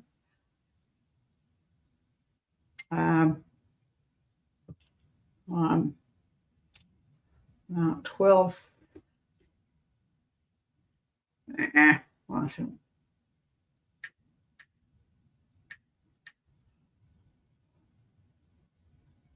200. Okay, it's $281 a night. That's okay. A little under $300 a night. Um, Not bad when you consider you're getting an entire house, but not super cheap either. So if you're paying 300 US dollars a night for a room for that little house, and you're going to stay there for 2 weeks, let's say 10 days. Yeah, that's 300,000. That's $3,000. Do you know how much they probably pay a security guard in Malaysia? It's pretty cheap. So for a one night stay, you might be able to pay this guy a whole year's salary in Malaysia. So you could have one or two guards at night. You could have one in the main area. You could have one that walks around, and they didn't do that. That's probably why they got sued by the family. So, um, it's just, I mean, most places and most countries are smart enough. I agree with that guy that, perhaps you should have just had some security, you should have. And you didn't. I know in India, there's always security. There's always a guy standing on like a step, like a box outside the whatever flats or houses or whatever hotels. There's always security. So he's right about that. Let's see. So he says you have a duty for that, and that's why they got sued. Why did they believe she was abducted? On 5th of August, the deputy police chief said, so far there's no indication of foul play. However, investigations are still ongoing. Quoirin family maintains the narrative she was abducted as they do not believe Nora had wandered off. She never goes anywhere by herself. Nora would not know how to get help and would never leave her family voluntarily. If she knew she was leaving her family, if she went outside to go to the bathroom because she didn't know where she was going and got confused, I don't know. That's impossible. I see what their point is. If you've got a child who's clingy, and especially if she doesn't walk well, she's always with the family, she's less likely to want to just take her chances out there, especially in a new place and it's dark outside. If it wasn't like right when daybreak and she feels warm and fuzzy, and you think, oh, I can go find the bathroom now, and you get confused and you wander around and you go, I remember the playgrounds, and then I don't know, that she would wander off into the jungle is it's a little off, but I don't know. So let's see. Why was she found unclothed? Nora Quoirin was reportedly found unclothed in a hilly area with a ravine. It is understood she was barefoot and wearing only undergarments when she disappeared. I want to point this out too. The parents reported what they thought she was wearing. Mom probably packed her bag. And the question is, she would theoretically know what was in the bag. Like, did she have shoes in the bag that are now missing? So that she thought, oh, she put shoes on to walk outside. Did she have slippers? Did she have flip-flops? Did she have socks? What did she have? Now, I'm as a mom, I was always kind of an inconsistent packer. I'm like, okay, let's just chuck this stuff in there. If we're missing anything, we'll buy it. If somebody said, what do you have? What did she have in her suitcase? I might go, not exactly sure. But if you're a very careful packer, you might say, I packed for her some solid tennis shoes because she has trouble with her balance. I packed these shoes, and I packed this, and I packed that, and I packed this. I know exactly what was in there, and this is still in there. Her shoes are still here. Or, and this is where I'm not saying that the parents did this, so Quoirins understand. I'm looking at it from a police point of view, a profiler's point of view. Let's say something is missing, and you think, if I tell the police this, they're going to think she put on shoes to go outside. So I'm just not going to admit the shoes are missing. I'm just not going to say so. Just because she was found naked without shoes doesn't mean that at some point along the way, she didn't remove the shoes, remove the clothing, or that somebody else did. But it all depends on, the way people think about if they're going to be, unless they're going to, anybody can prove that they're not telling the truth. They might be totally telling the truth, or they may be twisting it a bit because they want the investigation to go the way they want the investigation to go. Now, sometimes parents do that because they're guilty of something. Sometimes they just don't trust the police and they're just trying to push the police. So they keep, no, absolutely. So it is understood that she was barefoot and wearing only undergarments, whatever those are. which is never, ever made clear here, which bugs me, when she disappeared, as those were the last clothes she was seen wearing by her parents. So one would think that they saw her going up these stairs, or they tucked her into bed, one of the two, and therefore they saw what she was wearing when she got into the bed. Doesn't mean, and again, I don't know what Nora's willing to do. Just because you have a mind of a 6-year-old doesn't mean you don't like to get dressed up. I know 6-year-olds who will change their clothes in the middle of the night. So there's a lot being pressed on, because she's 6, she has this mental disability, that she is incapable of thinking for herself and making decisions. It's not true. She just makes her own kind of decisions, and maybe not the level of what a 12-year-old would make, but still perhaps like a 6-year-old make. So it's not clear what happened to her clothing. They never did find it. So if they looked, and as they were looking for her body, they never came across any clothing, which is interesting. Again, understand it's a jungle, and just because they're searching doesn't mean they're going to always see everything. If she crawled into some little space and then pushed her undies in there, maybe not. They're not going to see that. But I'm going to get to another theory that I have, which could explain that in a minute. Sean Yeep, a hiker who was part of the search team which found Nora's remains, said the body had not been covered with any foliage or hidden, and was lying with her head on her hands. Whether it's this way or this way, I don't know. So she's not covered. So nobody was trying to hide her body. She wasn't trying to hide her body. She just seemed to lay down and die, or was placed there. Why was the body not found initially? Now, this is where people get into thinking somebody else was involved. The search and rescue team, the operations team, comprised of personnel from various agencies, including the police, canine tracker dogs. The tracker dogs had some issues, by the way. Fire and rescue, civil defense force, People's Volunteer Corps, and civilians. Drones and helicopters are used. So I don't think they were lazy. I just think things sometimes don't pan out like the parents wish. The large number of people involved in this SAR, search and rescue operations, included local trackers familiar with the challenging terrain in the jungle. They weren't able to locate her. On Tuesday, a group of 24 volunteers made up of experienced hikers found young Nora's body. A volunteer among them said he believes she could not have been on the spot for long because previous searches of the same area would have found her. And I don't know that that is true. Now, search team members found the body near a waterfall that the missing schoolgirl had excitedly talked about visiting. So this is waterfall where theoretically the family could have taken her on this hike with the people. They have a little travel thing where they take you places. That she could have walked to that waterfall makes me wonder. Why were they talking about the waterfall to her? She couldn't go to the waterfall. Well, maybe she can walk well enough as long as somebody's holding her hand. She may be unstable, but if you got hands on both sides, maybe she can walk up rocks. I don't know. But there's no way she accidentally wandered off to the waterfall because she happened to know exactly a mile and a half away where it would be. Because that's just silly. That's just coincidence. That's just coincidence. They said that, but they said she wasn't there at this location. Now, I have seen too many times where an entire group has been to an entire location and the body was just not found. Why is that? Either one of two things. The body was not there at the time and was dumped after the fact, or they simply missed it. And even though it wasn't covered in foliage and all that, if you have two people that decide to go a different direction, one person is supposed to walk along that one path or pass the stream at that spot, and he sees, it gets distracted by a monkey, and he goes in to look over there and comes back out and just misses her body. That's all it can be. So is there proof her body wasn't there when they were searching? I say the answer to that is no. You cannot prove she wasn't there.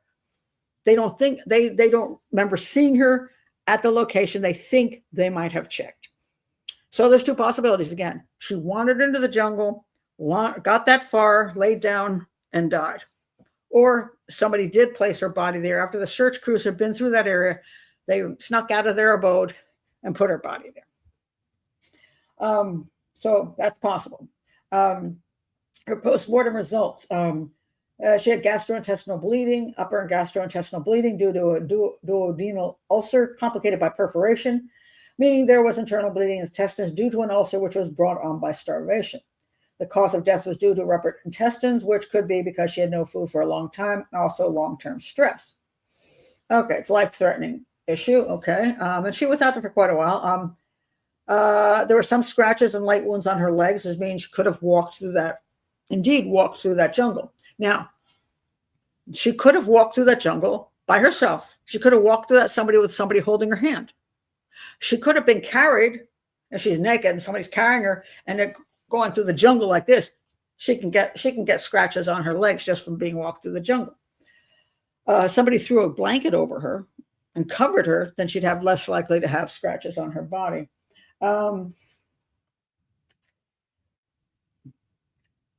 Let's see. Yeah, that is basically the story. Now, I'm going to point out one more possibility, just for the sake of it. Now, in the YouTube guy's video, he's talking about the shamans. So apparently, there's this time when let me see if I can find it. I thought it was interesting. Culturally, it's very interesting. Okay, let me see if I can pull it up here.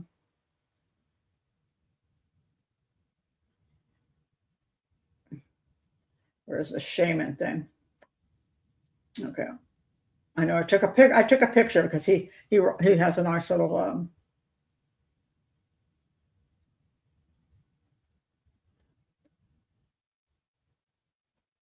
oh, come on, shaman guys. Hold on.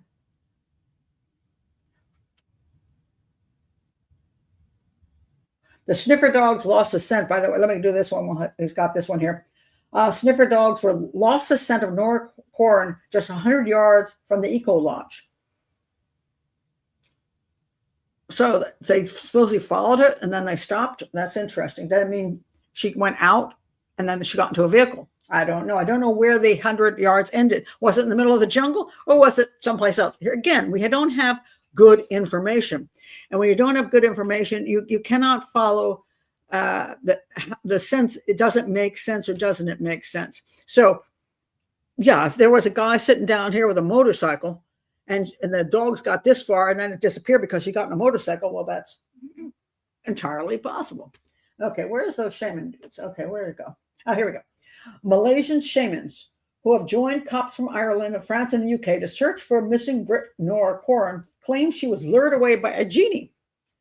As the desperate search for Nora enters its second week, the medicine men have been seen crying and praying in the dense jungle for a safe return. Wearing skull caps while performing ancient rituals, the shamans sat cross-legged on the jungle floor and covered their eyes.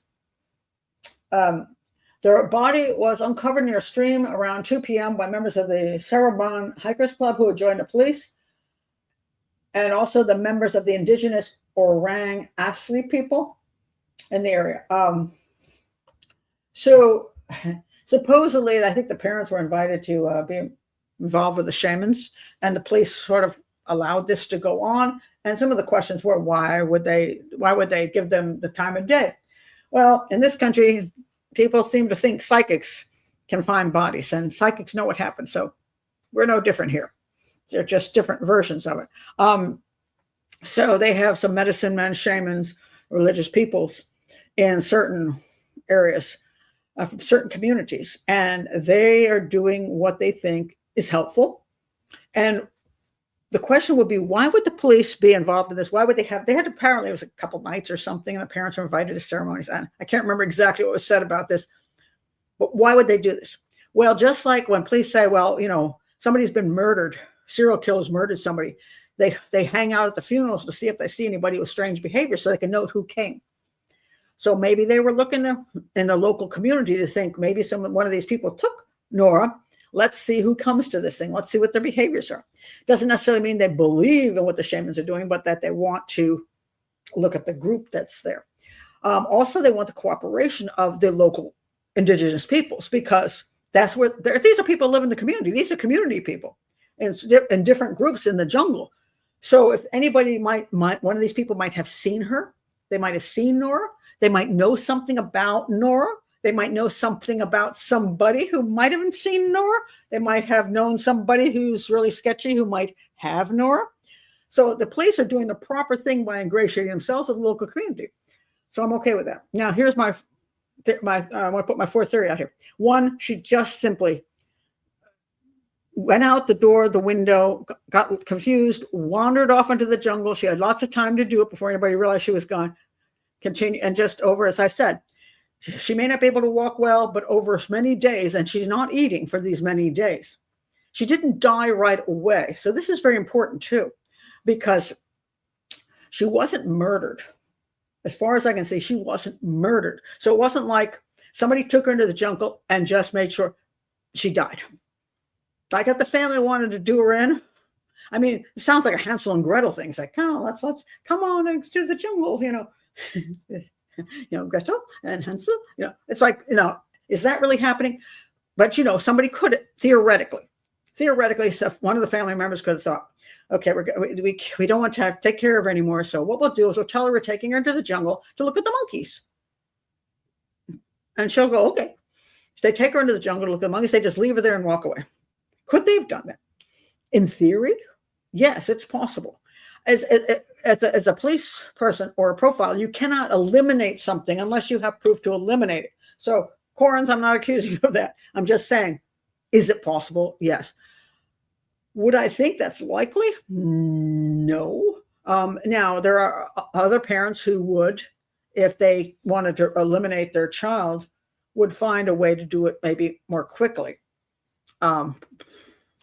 There's places to drown children. There's, could be any, rock, whatever. You could make it look like she fell. You can make it look like she drowned. You can make it look like somebody attacked her.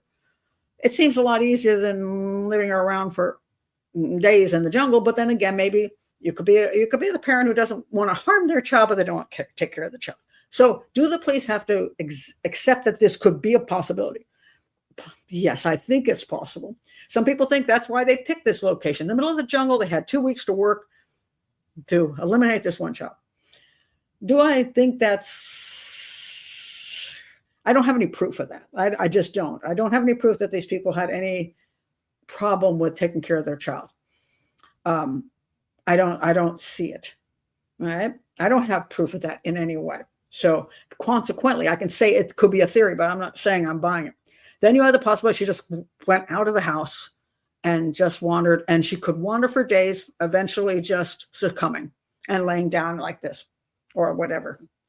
Very good possibility. A third, somebody kidnapped her. I can't come up with a good reason why they kidnapped her. So they would have to come into the house, just by luck, run into Nora as she came down those stairs, and say, "Oh, let's kidnap her." Now, Nora is not going to probably be able to identify these thieves very well. I mean, in another country, people look different than you. Like, what do they look like? Look like a man, I don't know. He had dark hair. It's not going to be identifiable. So they would probably just run away. To actually kidnap her, there would have to be a purpose. Now, there are kidnappings in Malaysia. People say, well, they kidnapped her because they were going to try to get some money off the parents. Okay. But they didn't leave a note. Now, maybe it's to think that the child would know the phone number. I don't even know my own kids' phone numbers anymore. Did they notice that when let's say they took her because they thought they were eventually going to get some money by, bringing her someplace, and then they realize she doesn't act normal for a kid who's 15. They're like, oh my God, now we got this problem. We got this kid who's just not altogether there, and we don't think we can get the money off her parents, and we don't know what to do with her. Well, they could just dump her outside of put her on a road so she could be found, be easier. But theoretically, could they have just said, we don't know what to do with her? So they dumped her, and they just dumped her in the place and let her go? Or is it possible they were kidnappers and they kidnapped her and kept her someplace, tried to feed her, she refused to eat, and eventually she just died, and they're like, crap, kid died, we didn't even figure out what to do with her. Well, let's just carry her out there and leave her someplace in the jungle. And that's why they didn't find her body the first time? Possible. So we have, could the parents have done it? They could have. I just don't see anything to support that at this point. Could she just wandered away and died? Yes. Could somebody theoretically have abducted her with maybe some half-assed plan and then left her in the jungle because they didn't know what to do with her, or because she died on them while they were keeping her someplace. Possible. She could have, they could have taken her someplace and then wrapped her in a blanket, and then when she went, they didn't know what to do with it. They just took her on the blanket and then dumped her and took the blanket away, and so she's naked. 4, another possibility, which could have happened. She could have left on her own, gotten confused, walked into the jungle, walked down one of these roads, and somebody found her along the way and said, "What's wrong?" And she couldn't explain it very well. And so they took her back to their little place and tried to help her. And they're trying to figure out, well, we don't want people to accuse us of kidnapping this kid. I mean, she's obviously, some European kid. We don't want to be accused of anything. So they're trying to figure out what to do with her, and she dies on them. They're like, oh, crap. So they take her and place her someplace and say, well, that's that. So she wasn't abducted. She was found and died on them. Is that possible? Yes. These are the 4 different possibilities I think the police have to deal with. And I don't know that they don't have any proof of anything at this point. They just don't know. Now, well, if the parents have nothing to do with it, I get why they, A, don't want to admit it could be an accident, and B, why if it's not an accident, they want more action, and they want something to be done. But the question is, the police have been all over it would be somebody from the local community. This place is so far in the freaking middle of nowhere. It's not like it's in the city. It's not like it's in a suburb. It's in the middle of nowhere. There's only so many people who could have done something to Nora. And the police know who those people are. So could the police be protecting somebody? People always go there. I guess. It could be, oh, it's my cousin. I don't want to turn him in. So, but at this point, that was 19. We're talking 2025. It's 6 years now. Nobody said anything. Nobody has said they saw her. Nobody has said they know anything about it. Are the chances good of proving anything at this point? Very limited, extremely limited. And the problem is, unless I had all those questions answered by the family as to how was her mobility really, all these different things, if I saw videos of her, if I understood the doctor's reports and all that, I might have a clearer idea of whether I thought she could have wandered into the jungle by herself and survived. I just don't think it's as impossible as they say. I just don't know that why she would have left the house. I don't know.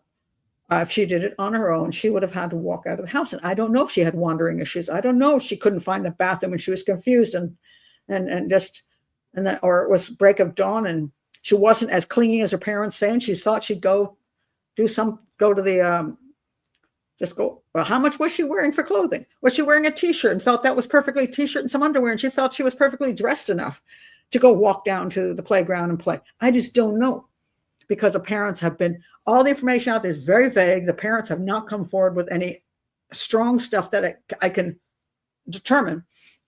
And it may be because it's none of our damn business. Again, I can't blame families for this a lot, because so many YouTubers like, why won't the parents tell us this? Why? So you can make more hits on your view, on your video? I mean, why are you demanding this from the parents?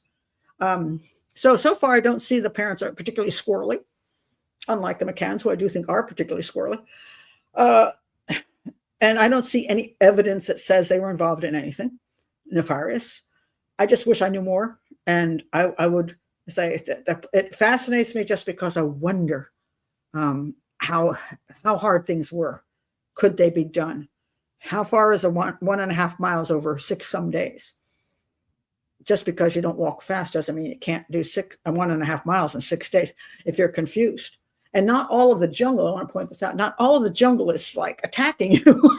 I've walked through very peaceful parts of the jungle, beautiful parts of the jungle, where the birdies are pretty and the monkeys are nice. And, I don't know if there's any food for it to eat there. A lot of jungles don't have as much food as you think. It's not like a banana plantation. So you might not have food to eat, but you'll usually have water, which she seemed to have had. And is it just, she's just lost, And it's not as impossible as they say, but I don't know. I'd have to get on the plane and go to Malaysia and check the whole place out, which I wouldn't be adverse to doing.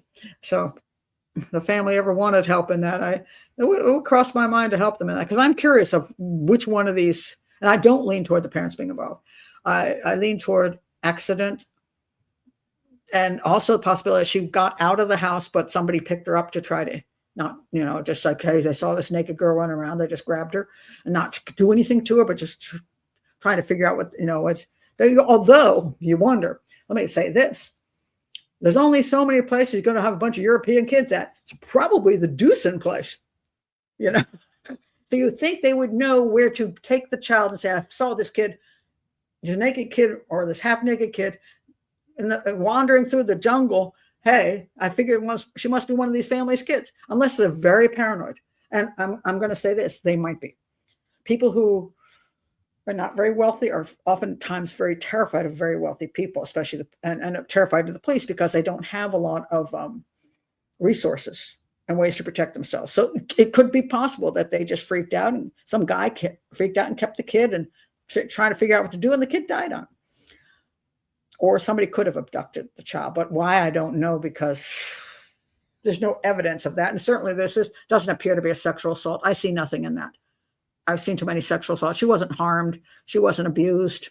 She wasn't raped. I mean, so unless it was a kidnapping for idea we're going to get money, and that just didn't go well, and she died before they got around to it. Unless it was that, don't really see it. Now I'm going to go to your comments, because I'm commented out here as much as I can say about it. Let's see what you got to say. And Clarissa, I just don't know. I don't know. We're so critical sometimes of families and the choices they make. And sometimes everything is just fine until that something happens. I mean, you could go to, people now, don't go to the Dominican Republic because you eat some food there and you die. There was a woman and her son that just died in the Dominican Republic, supposedly from food poisoning, from this buffet, but which you shouldn't eat buffets, by the way. But I've been all over India. I eat street food everywhere, never been sick. 5 times to India eating street food, never been sick. Same thing in Mexico, never been sick. Went to Whole Foods, ate a kale salad, was down for 10 days, and I sued them. Unbelievable. I was so sick. I didn't want to sue them. I just wanted to inform them, but then they sent a lawyer after me. I'm like, I was just trying to inform you, but if you're going to be that way, So these people go to the Dominican Republic. Tons of people go to the Dominican Republic, don't know why this woman and her child died. Now, tons of other people ate that buffet and were fine. So the question is, were they ill before they ate the buffet?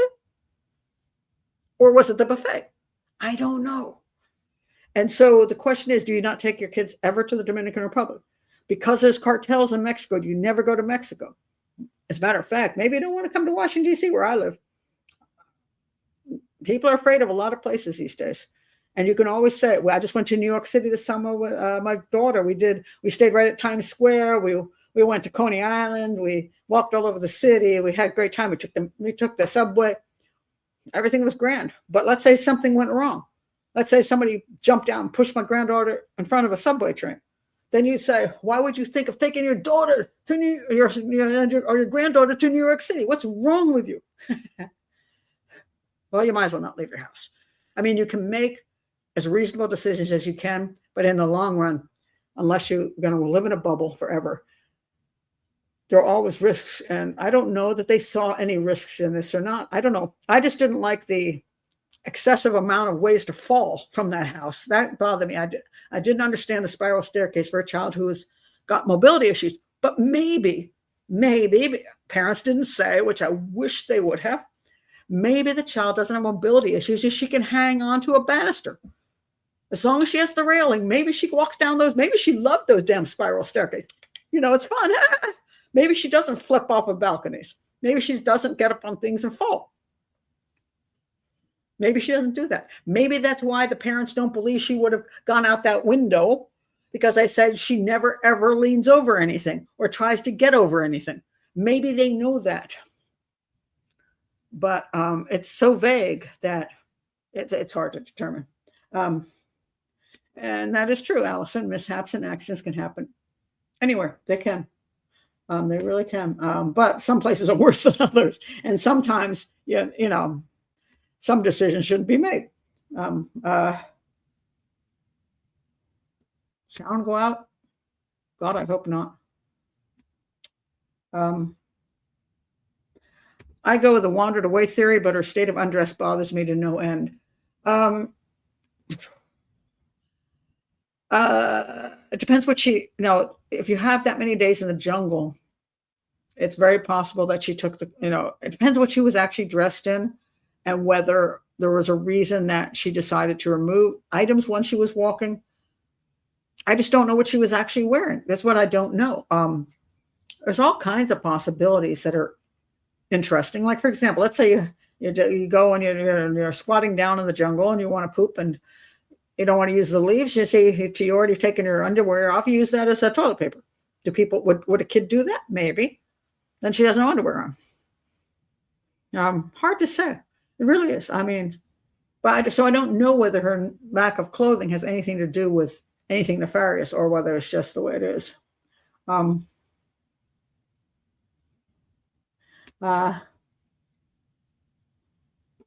Wouldn't she scream?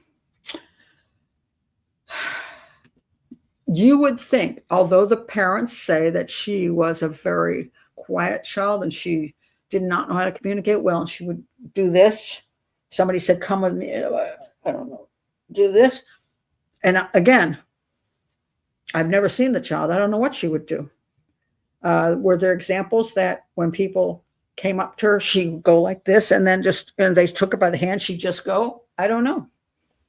The parents do know the child better than anybody else, but that the parents are being completely forthright in what they're saying is another question.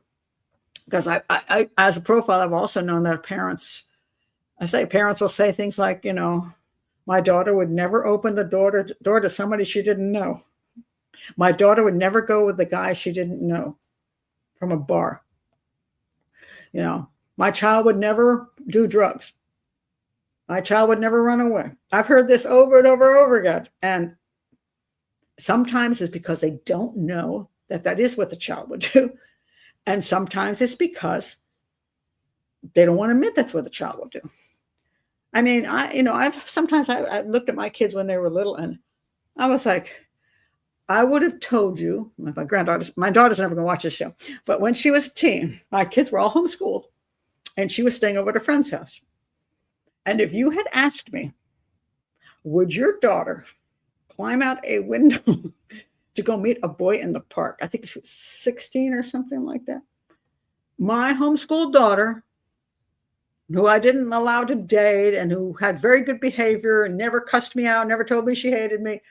She was still a teenager, but none of those things. If you had asked me, would your daughter do that? My answer would have been absolutely not. I would have told the police there's no way she would have done that. And guess what? She did do that. And when I found out she did do that, yeah, I accept, okay.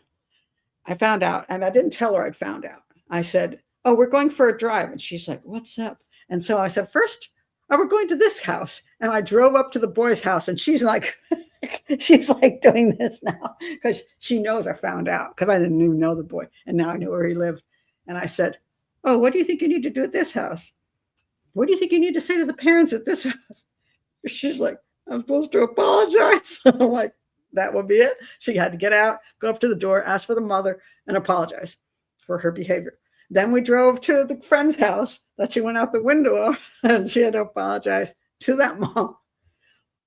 But if you had asked me the day before, if something had happened to her, the police asked me, would your daughter climb out a window to go meet a boy in the park? I'd say, absolutely not. Not my daughter. And I would have meant it, but I would have been wrong. I would have been wrong.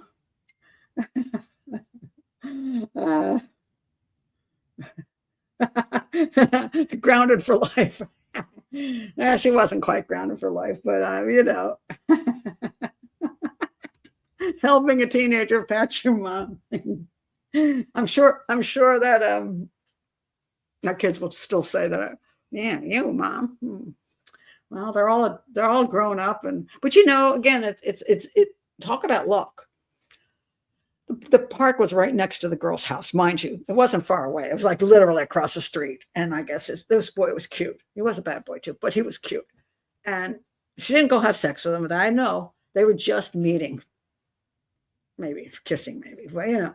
And I never got all the details, but he was a bit of a bad boy. Later on in life, he was more of a bad boy than he wanted. And I was like, oh, good thing you didn't hook up with that dude. But what if she'd gone out to that park to meet that boy? Because it was just right there. She could look out the window and see the boy waving from under the tree. What if she went out there and never came back? What if it wasn't even the bad boy? What if he said, see you later, and went off to his house, and she turned around to come back and some serial killer got her? And I'd be swearing up and down she didn't go out that window. I start accusing the family. Maybe the father in that family did something to her. Maybe the brother did something to her. That's where you start going nuts, because in your own mind, you know your kid wouldn't do that, even if they would. But you just don't know. So that's do you profile your family, Pat? Only a little bit. And my friends, I try not to do profiling of anybody. I really don't. I mean, I don't spend my life. No, I got a little list. I do not. But you know, it's but that's being human. That's the way things are. And you know, all our kids have surprised us. I remember when I was homeschooling, the women came from the county, and they come in and do a review, and they asked my kids. That's this daughter. I don't know. Maybe it's my daughter. She's a cop now. You know, she's a detective. But anyway, they asked her, do you ever go to the library? And she said, no, we never go to the library. And I'm like, what the? Because I was like shocked. She said that. I'm like, what are you even talking about? Because we went every week. We went to the piano teacher's house. All three of my kids took piano, so everybody had 30 minutes. And we brought our school stuff, and we went and sat there together, all four, you know, and then one kid would go in at a time. And when we finished there, we'd drive straight to the library, where I would help them select books. And yes, I did help them. I did a book approval before they could bring home total garbage. And so I picked things I wanted them to read. I let them pick things, and I just go, yeah, that's okay. And we did this every week. Returned the books, got the books. And I'm looking at her going, oh, a little lying dog, what the heck? And I looked at I'm like, I don't know what she's saying. And luckily for me, I opened the cupboard door, and I pulled out all the books with all the library stickers all over them. And I'm like, every week we go to the library. I don't know. She's just trying to get me in trouble. I don't know. But you know, that's what even if we think we know our kid. And I'll tell you something about teenage kids who have intellectual disabilities and stuff. They're still teens. They're still adults. They're still interested in stuff, because they have hormones too. They just don't know how to use them too well. I mean, regular teens don't know how to use them too well. So they also have interests in things.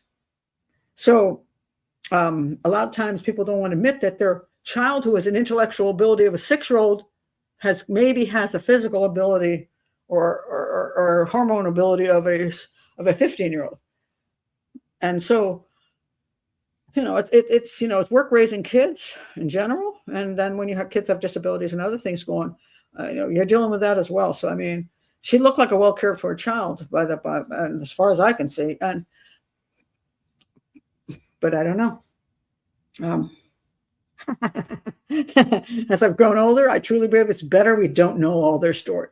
Yeah, that's probably true. And we don't want them to know all of our stories either. Now, do we? Exactly. I'm making you feel like a bad parent. Oh, nah, I wouldn't do that. No, I already read that comment. Parents think they know their kids well, but they can be mistaken. And then the vacation is not a normal routine. That is also true. When you're going to another country, even for adults, it throws adults off like crazy, because everything is different just literally everything is different. Now, there's some countries which are easier to adjust to than others. I love India. You all know I love India. And but I've seen Americans standing in the corner in India just crying and just crying, and they're like, "Oh, I can't do it," because they're so overwhelmed. They can't figure out how to do it. They can't figure out how to get transportation. They can't figure out what to eat. They can't figure out anything. They're like losing their minds. And I've traveled in many ways in many places, so I'm very good at traveling, especially with local transport and local street foods and just local everything. I'm good at that. But people aren't used to that kind of stuff. They can flip out really easy. They get so disoriented. They don't know what to do. And they get unnerved and get confused. Confusion is a big thing. So, kids get confused too. Now, some kids roll with it, some don't. And I don't know. Nora was they said she really clung to them, but the parents also said they traveled. I don't know where else they've traveled to. I'd love to know what would set her off. Is there anything that would make Nora not behave in a routine that is a normal routine? I don't know. Just don't know. And I don't know, again, I have not enough information from the parents, and that might not be the parents' fault. It may be that everything is done. It was in another country that it was, the language was not very accessible. So I don't know. Maybe they, say they don't feel a need to humor YouTubers, and sleazy media and Facebookers, so I can't blame them on that crap. It's not that, they have every right to say, all I'm doing is I'm going to deal with the solicitor. I'm going to deal with the police. I'm going to try to get things done. But I do say sometimes when you do reach out, it would be helpful to have something that is more understandable if you're trying to get people to help or contribute money. I don't think they've asked for any money. But if you're especially if you're asking for money like the McCanns, always rubbed me the wrong way. You're going to ask for money, and yet you act in such a suspicious manner all the time and you don't account for how you spend your money. I have a problem with this. But let's say you're reaching out and you're saying, look, I want help for people to get more money so I can get private investigators over in Malaysia and all that. You want to know that you understand the situation, what's really going on. And sometimes parents will say, we should just take my word for it. No, not necessarily. I know what's happened to you is awful.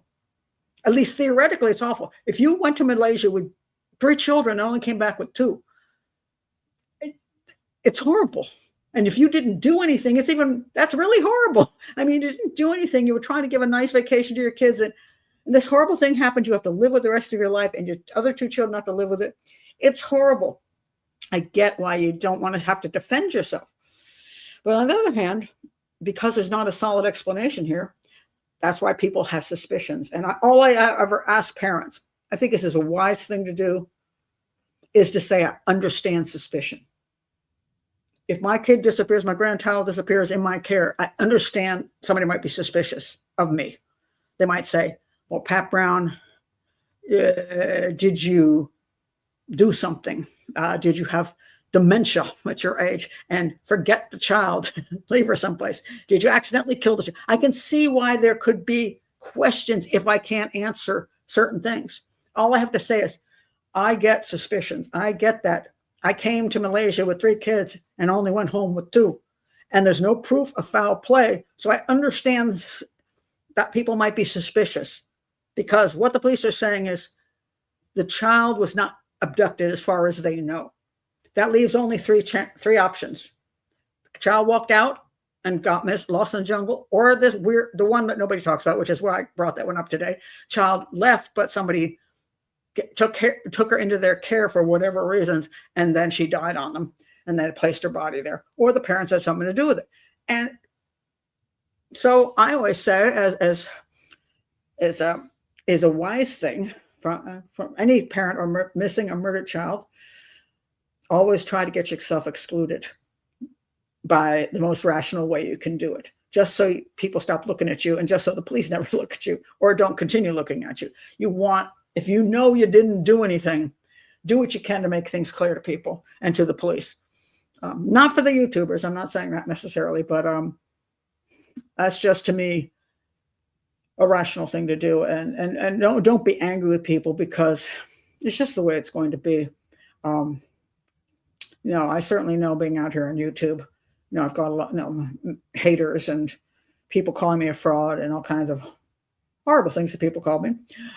And because people do that. But then I have people out here who are also curious. They're curious, and so they ask questions because they don't understand, or they wonder what my answer would be, or they don't know, where did you come from, Pat? How did you get involved in law enforcement and doing criminal profiling? How did you end up on TV? They have questions, perfectly reasonable, and I'll answer any one of those questions. I've never hidden anything. All of my stuff is public, and if you don't like it, you can not like it. But at least I'm not trying to hide anything or trying to. Because I'm afraid people will take it the wrong way. I just put it out there. But that's me. That's who I am. Not everybody is that way either. A lot of people are much, they're not real public people, and all of a sudden they're thrown into the public light, and people are questioning them, and they're like, they just close down. Maybe their daughter clung to them and closed down because they're the same kind of people. Maybe they're just not that, kind of people who want to put their whole life out there for the whole damn public. So I understand that. So I just want to put that out there. I do understand that. And they don't have to do that for YouTubers and the media. They don't.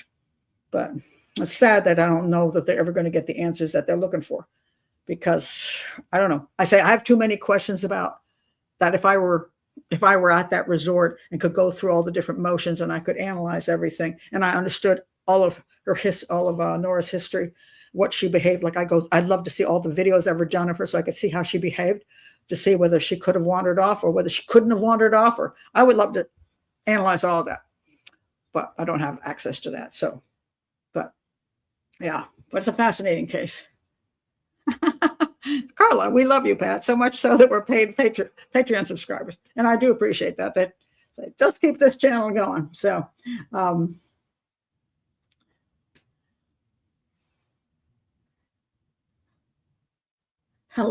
Lex showed up at the close. Hi, Lex.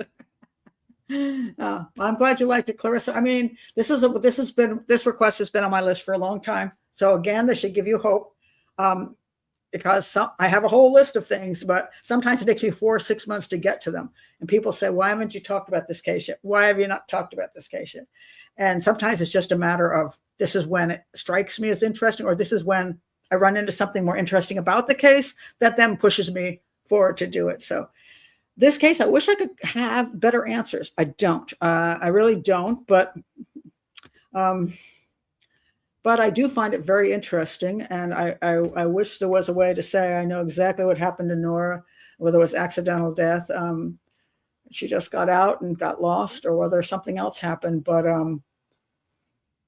I don't find anything impossible at this point. It's one of these cases where I go, well, because the information is not solid enough and the evidence is not solid enough. Only thing I just don't see is, I don't see this as an abduction, a sexual abduction. I don't see this as a serial killer. She wasn't murdered. As far as I can see, she died because she didn't have food. Now, theoretically, somebody could say, well, if they kidnapped her, they just put her in a house someplace and didn't feed her until she died. I guess you could say that they were intending to make some money off of her, and then they didn't, and they just tied her up. Well, she has no sign of being tied up, by the way. She's got no sign of being in any kind of situation where she was, she was kept in captivity. There's no sign of that at all. So I say there's no real signs that she was being, things were being done to her. There's just no signs of that. The only thing one could say is that maybe somebody brought her into the house and stuck her in a room and tried to feed her, and she wouldn't eat. And then she died. I mean, that's as mean as I can get with it, because I can't come up with anything else physically that makes it look like she wasn't strangled, she wasn't raped, any of these things didn't happen to her. And you would normally see evidence of strangulation, and she was, there was decomposition to an extent, but just don't see it. And the police cannot say well, now they've gone with we don't know, since they've overturned the inquest, and say, we're not going to say it's just misadventure, accidental death. Now they're saying, we'll just leave it open, which is, I would lean it, if you're going to lean from, what is more likely, there's more evidence pointing toward misadventure than there is toward foul play. But that they want to leave it open, I think is perfectly fine, except that's going to haunt them forever. Because when you leave an open case, it means somebody's going to keep hounding you to close the case. So there's a lot of times, even if, let's say, if it's misadventure, it's misadventure. It's accidental death, it's over. But if it's left open, even if you still believe it's that, you're gonna be dogged for the next 2 decades by the family, and that's a lot to deal with. It's like, nah. Anyway, okay, that's it for today. I'm going to see some of you. I think I'll be here Thursday for the hangout. It'll be 7 p.m. probably Eastern time. So you guys in the UK will be asleep unless you have insomnia.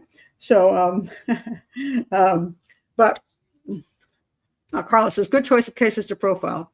Thank you for walking us through the logical analysis of evidence, explaining missing evidence, and examining possibilities. Yeah, sometimes nothing is as clear as that much. And so this is what the police go through too. Families always believe, and the community often believes that for whatever reasons, you're absolutely going to have the answer. And sometimes it's just not true. Then what the hell do you do? What do you do when you just don't have enough information? Now, as I said, maybe if I went to Malaysia, I could get the rest of the information and I say all the information, all the questions answered about Nora, and videos, and talking to the teachers, and doing a real investigative thing, maybe I'd understand it better. But without that, I can only go so far.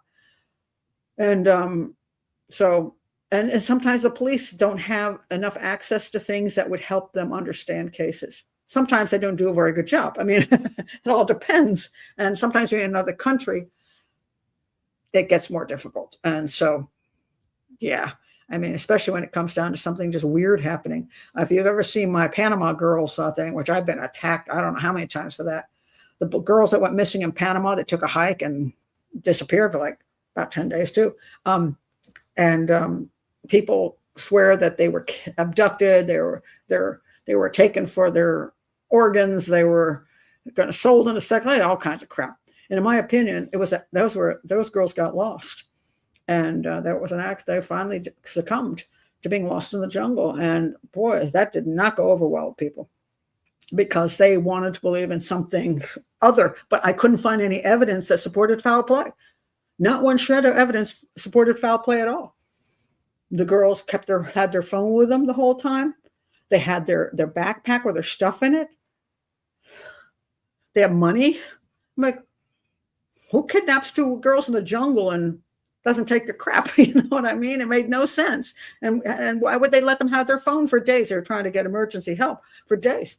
There was no evidence of foul play. There just wasn't. And there was evidence against foul play, but the family doesn't want to believe it. And that's one of the videos I get a lot of attacks on, tremendous amount of attacks on that video. So because I didn't go with the foul play theory. In this case, it's a little bit more ambiguous. So, yeah. Oh, I'm glad I got one person on my side. Thank you very much. And I think a lot of people haven't been around jungles, and they don't understand how jungles are. And I have been in jungles, so I always try to give some information that would help people understand how things are when people don't get how things are, because they haven't been there and they don't know. You haven't been to that country. You don't know how that country works. There's a lot of things in the world I do not know. Places I haven't been, people I don't understand, professions I haven't got a clue about. There's a lot of things I don't understand either, which is why it's very useful when you're doing a profiling or police work, investigations, that you go find people who know something, or you go to location to find out information, because from a distance, maybe you just can't do it. Like, I see all this crap about the jungle here. I just don't know. Because there's actually some roads going through this jungle. So the question is, she could have been on a road too. Some isolated road she could have been walking down. And so she wasn't always on rocks and twisted stuff. And there's a lot of jungle floor that's very clean and nice. I mean, there's roots too. It all depends on the jungle. I don't know what that jungle's like. And I don't know if this part of the jungle is different from this part of the jungle. She could have gone this way and gone that way, or she could have gone this way and gone that way. Don't know. Haven't been there. Don't know what it looks like. And so all you're doing is getting somebody's opinion. And when it's on media, you can't really tell that you're getting a very good opinion. You get some person off the street or person in the jungle says, this is the way it is. And you're like, is that true? Or is it not true? Because I hear a whole lot of stuff that's nonsense. Somebody says something doesn't mean that's their, maybe they did have that experience. So it's true for them, but not true for the other 200 people, or 2,000. So anyway, all right. So that's, yes, that is very true, Carla. Disorientation is a real threat. People go around circles a lot in places like that because you just have no idea where you are. You can try to do the go by the river thing or go down instead of up, whatever you try for. And there have been people, it's been so sad sometimes. There are people who are missing for like days until they die. Oh, my favorite story of all time. So I'm on this bus coming from California to Florida. And there was this guy on the bus with his backpack. And this guy had left New York 7 years ago, and he had cancer, and his wife was waiting for him to die so she could collect the money. And he had throat cancer, and the doctor said, you're not going to make it. You should go to a nursing home. He got pissed off, so he jumped on a bicycle. He said, I'm just going to bicycle west, and whatever happens, I'll die in a ditch. I don't care. Well, the guy never died. So I guess bicycling was a good thing for cancer. So anyway, he's coming back. And he said, he told us, he got into this was a blizzard in, I think it was Texas. There was this blizzard in North Texas. And he said that he was on his bicycle and he couldn't see crap. He's like, oh my God, everything's just whited out. He's like, it's freezing cold. He's like, I don't know what to do. So he finally said, only thing he could think of doing was putting up his tent and packing the snow against or whatever, and just hiding in there and hoping he didn't die. And so he didn't die. He woke up in the morning and he was still alive and he was very happy. So he took the tent down, got on his bicycle, walked over the little hill, and there was a Holiday Inn on the other side. So, he's like, crap.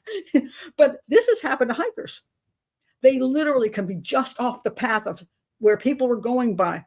But just because they were just that much off of it, they never saw anybody and nobody saw them. And they were that close to civilization, that close to being saved. And they were. So, so that's the way it goes. So you lost your car. Oh, no. At the Melbourne airport. Oh God. Oh, getting lost in the car park. Here's a trick.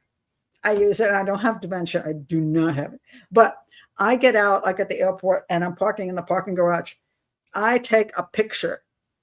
I take pictures. I get out of the car and as I go toward where the door is, I'm on level 5 or whatever. I take a picture from the door toward my car. Then I take a picture of the door with level 5 on it. And I do that because I always think I'm going to remember. But then I go away for a week. I come back. I'm like, oh crap, what level did I park on anyway? I don't know. So I always use my car to take pictures of the location. So just in case I can find my car again. So do that. It's just, it's on your phone. So, then you have a picture. So otherwise you got nothing. So Michaela would say that. Yoga retreats can be deadly, RFP. Nancy Ng. Well, again, yeah, go out on a lake and a little, what is she on, paddleboard? Where's she in? But anyway, don't come back. Now everybody at the retreat, people think she was murdered by the yoga people, which is pretty unlikely, but they've never have found poor Nancy. They have not. It's very sad. So anyway, all right, I'm going to go now. So I'll see you guys on Thursday. I will. Whoever is going to show up. So see you then. Bye.